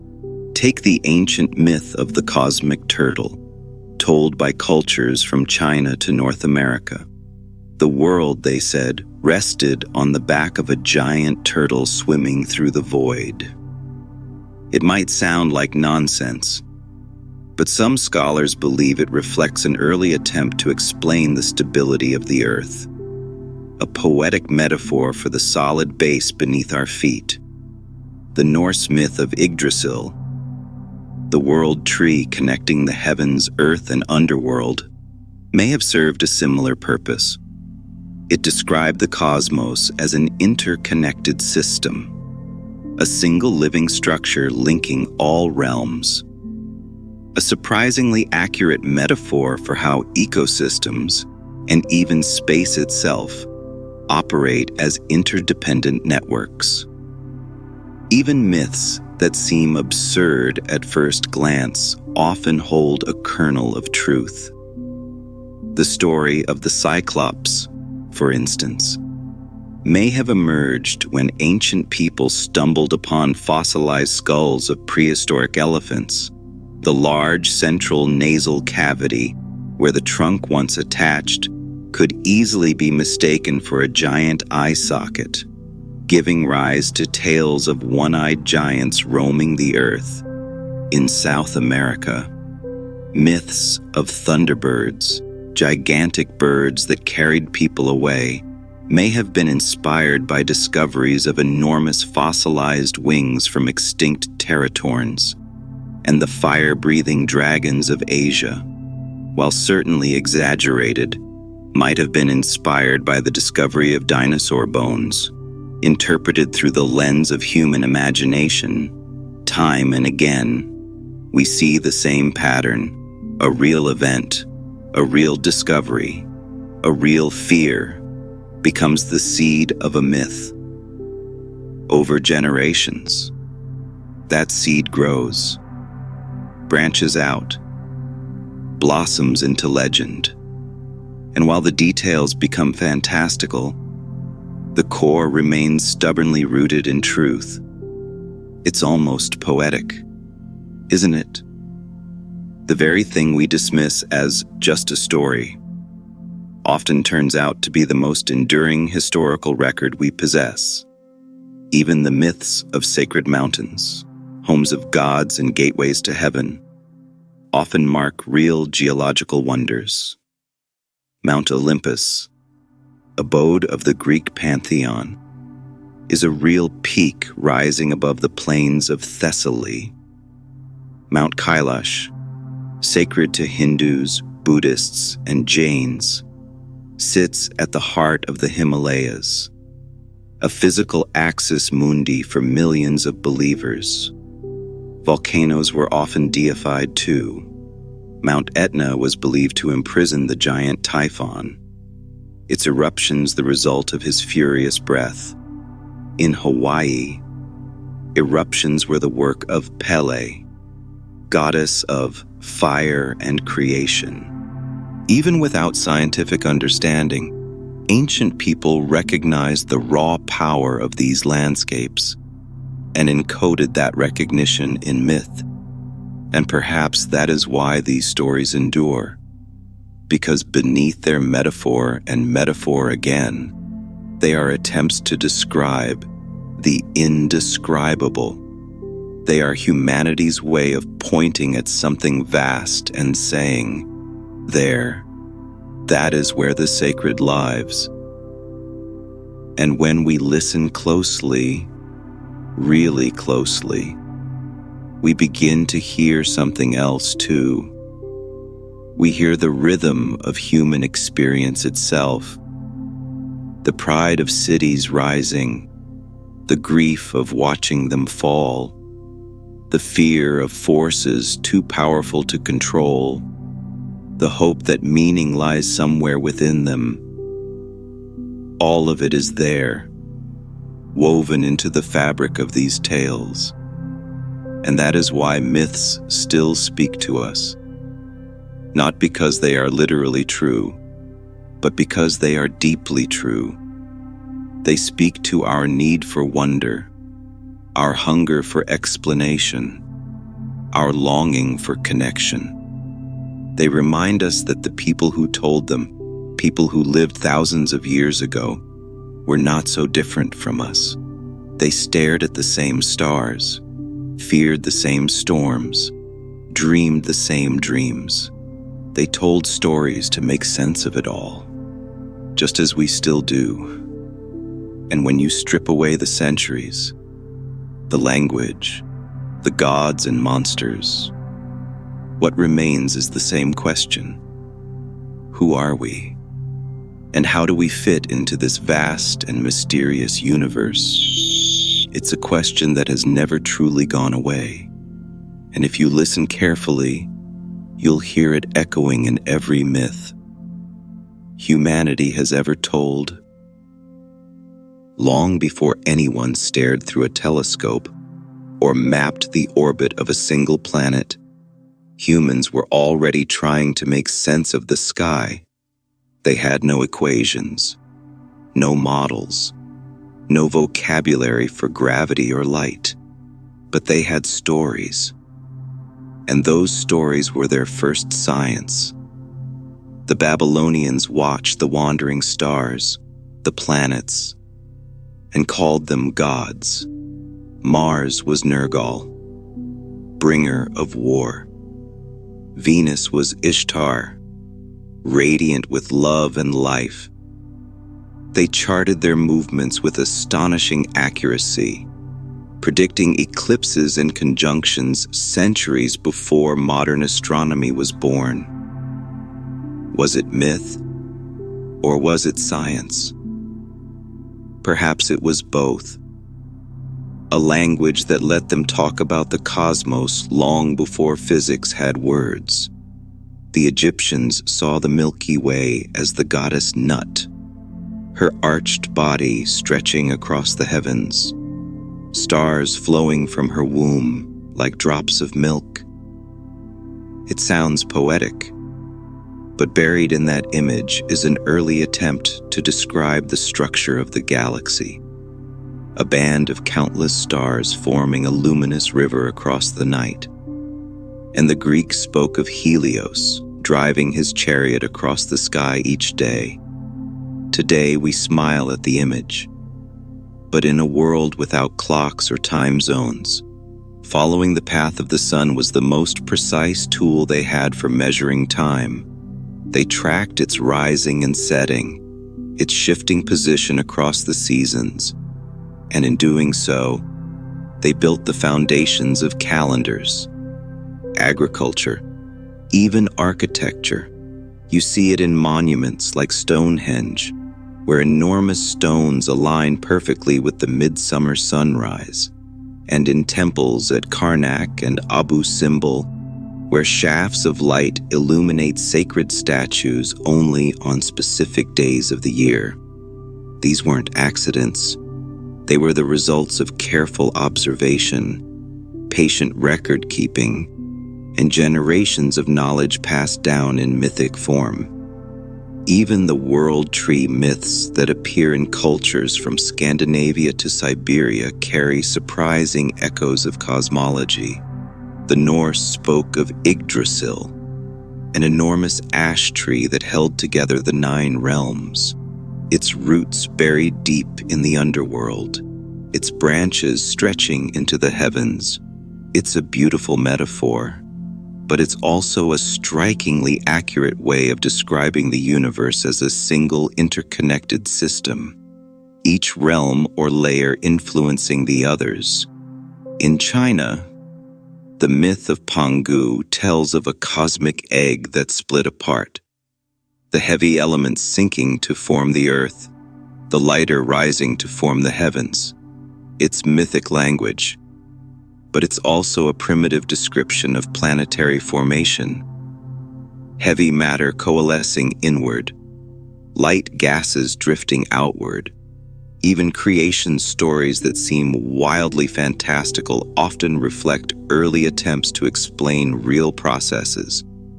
The Hindu concept of Brahmanda, the cosmic egg, envisions the universe emerging from a single point that expands and unfolds, a poetic cousin to what modern science now calls the Big Bang. And Polynesian myths describing the separation of sky and earth, of Father Sky and Mother Earth being pushed apart by their children, may preserve early attempts to explain how the heavens and ground came to be distinct realms. It's easy to dismiss these as charming fables, but when you look closer, they reveal a sophisticated curiosity about the workings of nature. Even myths of monsters helped shape early biology. The ancient Greeks told of the hippocampus, half horse, half fish, which pulled Poseidon's chariot beneath the waves. To modern ears, it sounds absurd, but ancient naturalists used the same word to describe the seahorse, a real creature whose curled tail and equine head seemed to straddle 2 worlds. Even the idea of phoenixes rising from ashes may have originated with observations of volcanic islands, where lush life sprouted from barren lava fields. These were not random fantasies. They were metaphors built from careful observation. Sometimes the link between myth and science is even more direct. The Greek philosopher Thales taught that the earth floated on water, an idea he likely borrowed from Mesopotamian myths of a primeval ocean. His student Anaximander proposed that humans evolved from aquatic creatures, an idea startlingly close to modern evolutionary theory, and one likely inspired by stories of humanity's watery origins. And Democritus, who imagined that all matter was made of tiny, indivisible particles called atomos, may have drawn his inspiration from ancient metaphors of cosmic dust. Even natural disasters were given mythic explanations that carried scientific weight. The legend of Typhon, a monstrous giant trapped beneath Mount Etna, was more than a story. It was an attempt to explain why the mountain erupted with such terrifying force. In Japan, the myth of Namazu, a giant catfish thrashing beneath the earth, gave shape to the mystery of earthquakes. No one understood plate tectonics, but they observed patterns. They saw cause and effect, and they wove those observations into stories that could be shared and remembered. Flood myths, from Utnapishtim in Mesopotamia to Deucalion in Greece, may have preserved cultural memories of real catastrophic floods at the end of the Ice Age, when melting glaciers raised sea levels and reshaped entire coastlines. When geologists study ancient sediment layers, they find evidence of those floods, just as the stories described. Even celestial myths carry surprising predictive power. The Mayans tracked the movements of Kukulkan, the feathered serpent, across the sky. We now know that serpent was Venus, whose cycles they calculated with astonishing precision, timing their rituals to its appearances and disappearances with almost modern accuracy. The Dogon people of West Africa told stories of a companion star to Sirius, a detail modern telescopes would only confirm centuries later. Did they have advanced astronomical instruments? Probably not. But careful naked-eye observation over generations can reveal more than we imagine. And the ancient Chinese myth of the celestial dragon devouring the sun during an eclipse may have begun as an observation of predictable cosmic events. By encoding those events in story, they ensured that the knowledge would survive, even if the details of orbital mechanics were lost. This blending of myth and science wasn't accidental. It was necessary.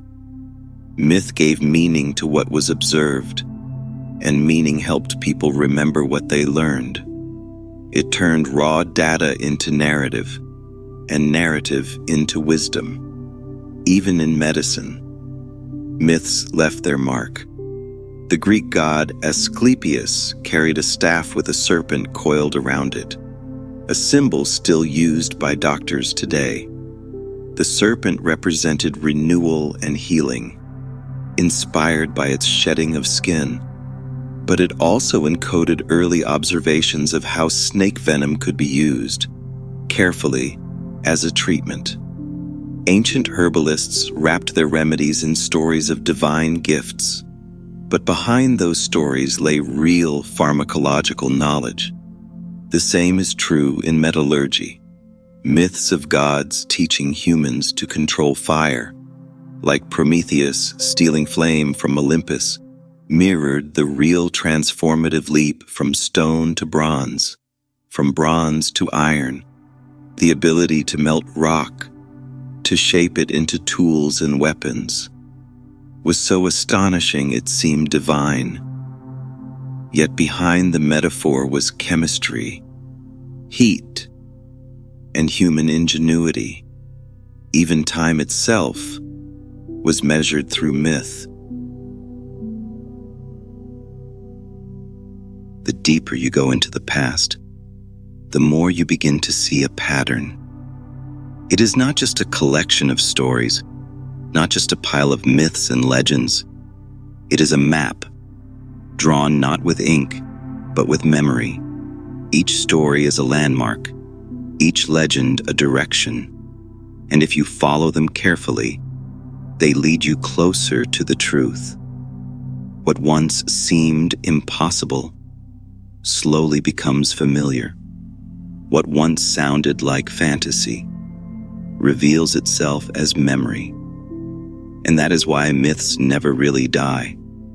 They only change shape. They wait beneath the soil, inside forgotten scrolls, or in the words people still whisper without knowing where they came from. Think about how many of those whispers turned out to be right. For centuries, sailors told stories of a land across the ocean, a place too far to see, but too often spoken of to be ignored. When explorers finally crossed the Atlantic, they found continents where myths had said they might be. It was not magic, it was persistence. The accumulation of half-truths and guesses that pointed toward something real. In the deserts of the Middle East, stories spoke of cities swallowed by sand, entire kingdoms erased as if they had never been. For generations, scholars dismissed them, until archaeologists unearthed Ubar, the lost city of the frankincense trade, buried beneath dunes for more than 1,000 years. It had been called the Atlantis of the Sands, and for centuries people believed it was fiction until the earth gave it back. Even stranger are the stories that predicted discoveries no one expected. Old legends from the Pacific spoke of Hawaii, a distant ancestral homeland beyond the horizon. For years it was seen as a metaphor, an origin myth, until linguists and geneticists traced Polynesian migration back to a real homeland, now believed to be islands in Southeast Asia. The story was not a metaphor at all. It was a memory so old it survived only as song. And sometimes, the truth hides not in places, but in creatures. The Kraken, once dismissed as a sailor's hallucination, turned out to have a real counterpart. The giant squid, the gorilla, described in local African myths long before Western science accepted its existence, was once thought to be a fantasy, until explorers encountered it in the forests of equatorial Africa. Even the mysterious okapi, a creature once known only from tribal stories in the Congo, was dismissed as myth, until a living specimen was finally captured and described. Time and again, myth has served as a lantern, casting just enough light to guide us toward discovery. It is worth asking, why does this keep happening? Why do stories survive when so much else is lost? Perhaps because stories are easier to remember than data. They cling to us, repeat themselves, pass from parent to child long after the facts are forgotten. The shape changes, the details blur, but the core remains. And that core is usually built from something real. Maybe a storm so great it reshaped a coastline. Maybe a creature so strange it burned itself into memory. Maybe a traveler's journey so important that generations retold it until it became divine. The more we study myth, the more we realize it is not a distraction from history. It is a form of history. It is a language humanity used before writing, before measurement, before science had names for things. Even today, we do the same. We name space probes after ancient gods: Apollo, Juno, Osiris Rex. We describe black holes as cosmic monsters, galaxies as islands, and planets as wanderers. We speak in stories because stories are how we understand the unknown. It is how our ancestors did it, and how we still do it now. And that might be the most important truth of all, because myths are not only windows into the past, they are mirrors of the present. They tell us what we feared, what we hoped for, what we believed possible. They reveal how humans think when we have more questions than answers. And in that sense, myths are not just about what happened. They are about who we are. The myth of the phoenix speaks to our longing for rebirth. The myth of the labyrinth reflects our struggle to find meaning. The myth of the world tree embodies our desire to see connections between all things. And the myths of cosmic eggs, celestial serpents, and sky chariots reveal our urge to understand the vastness above. In them, we see ourselves, not just as ancient people groping for truth, but as human beings still doing the same. Even now, scientists chase whispers of dark matter, as if searching for an invisible God that shapes the universe.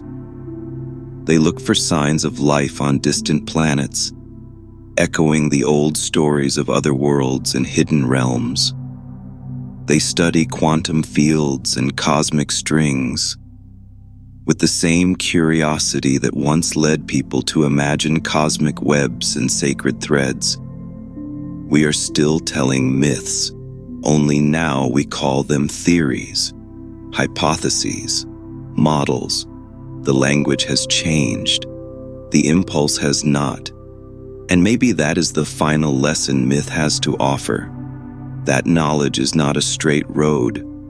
It is a spiral. It bends back on itself, connects past and present, story and science, imagination and evidence. It reminds us that before we understood anything, we dreamed it. Before we measured the stars, we gave them names. Before we studied the earth, we told stories about its heart. And before we explained our place in the cosmos, we imagined it. It is comforting to know that beneath the most advanced discoveries, the most complex equations, there still lies a story about who we are and why we search and what we hope to find. And so, as this long journey through myth draws toward its close, we return to where it began, not with a fact, but with a question. What if the line between myth and truth was never meant to be clear?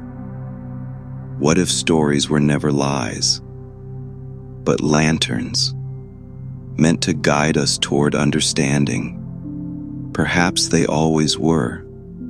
Perhaps every story humanity has ever told, from the tale of a flood, to the dream of a phoenix, to the legend of a lost world beneath the sea, has been a way of reaching out into the dark, reaching for meaning, reaching for connection, reaching for something greater than ourselves. And perhaps that reaching, that endless reaching, is what makes us human. We search, we question, we tell stories, and in those stories, we find our past, we build our future, we understand our place. The myths are not behind us. They are beneath us, around us, within us. They are the soil from which knowledge grows, the roots that hold the tree of understanding upright. And as long as there are questions left to ask, as long as there are mysteries still waiting in the dark, we will keep telling them. We will keep turning memory into meaning, and meaning into truth. And maybe, in the end, that is the greatest myth of all. Not a falsehood, but a promise. A promise that somewhere inside every story, there is a spark of truth, waiting for someone to find it. And maybe, tonight, as you drift slowly towards sleep, you will feel that spark still glowing, not as an answer, but as a question, calling you gently forward, just as it did for every human who ever looked at the stars and wondered what might be beyond.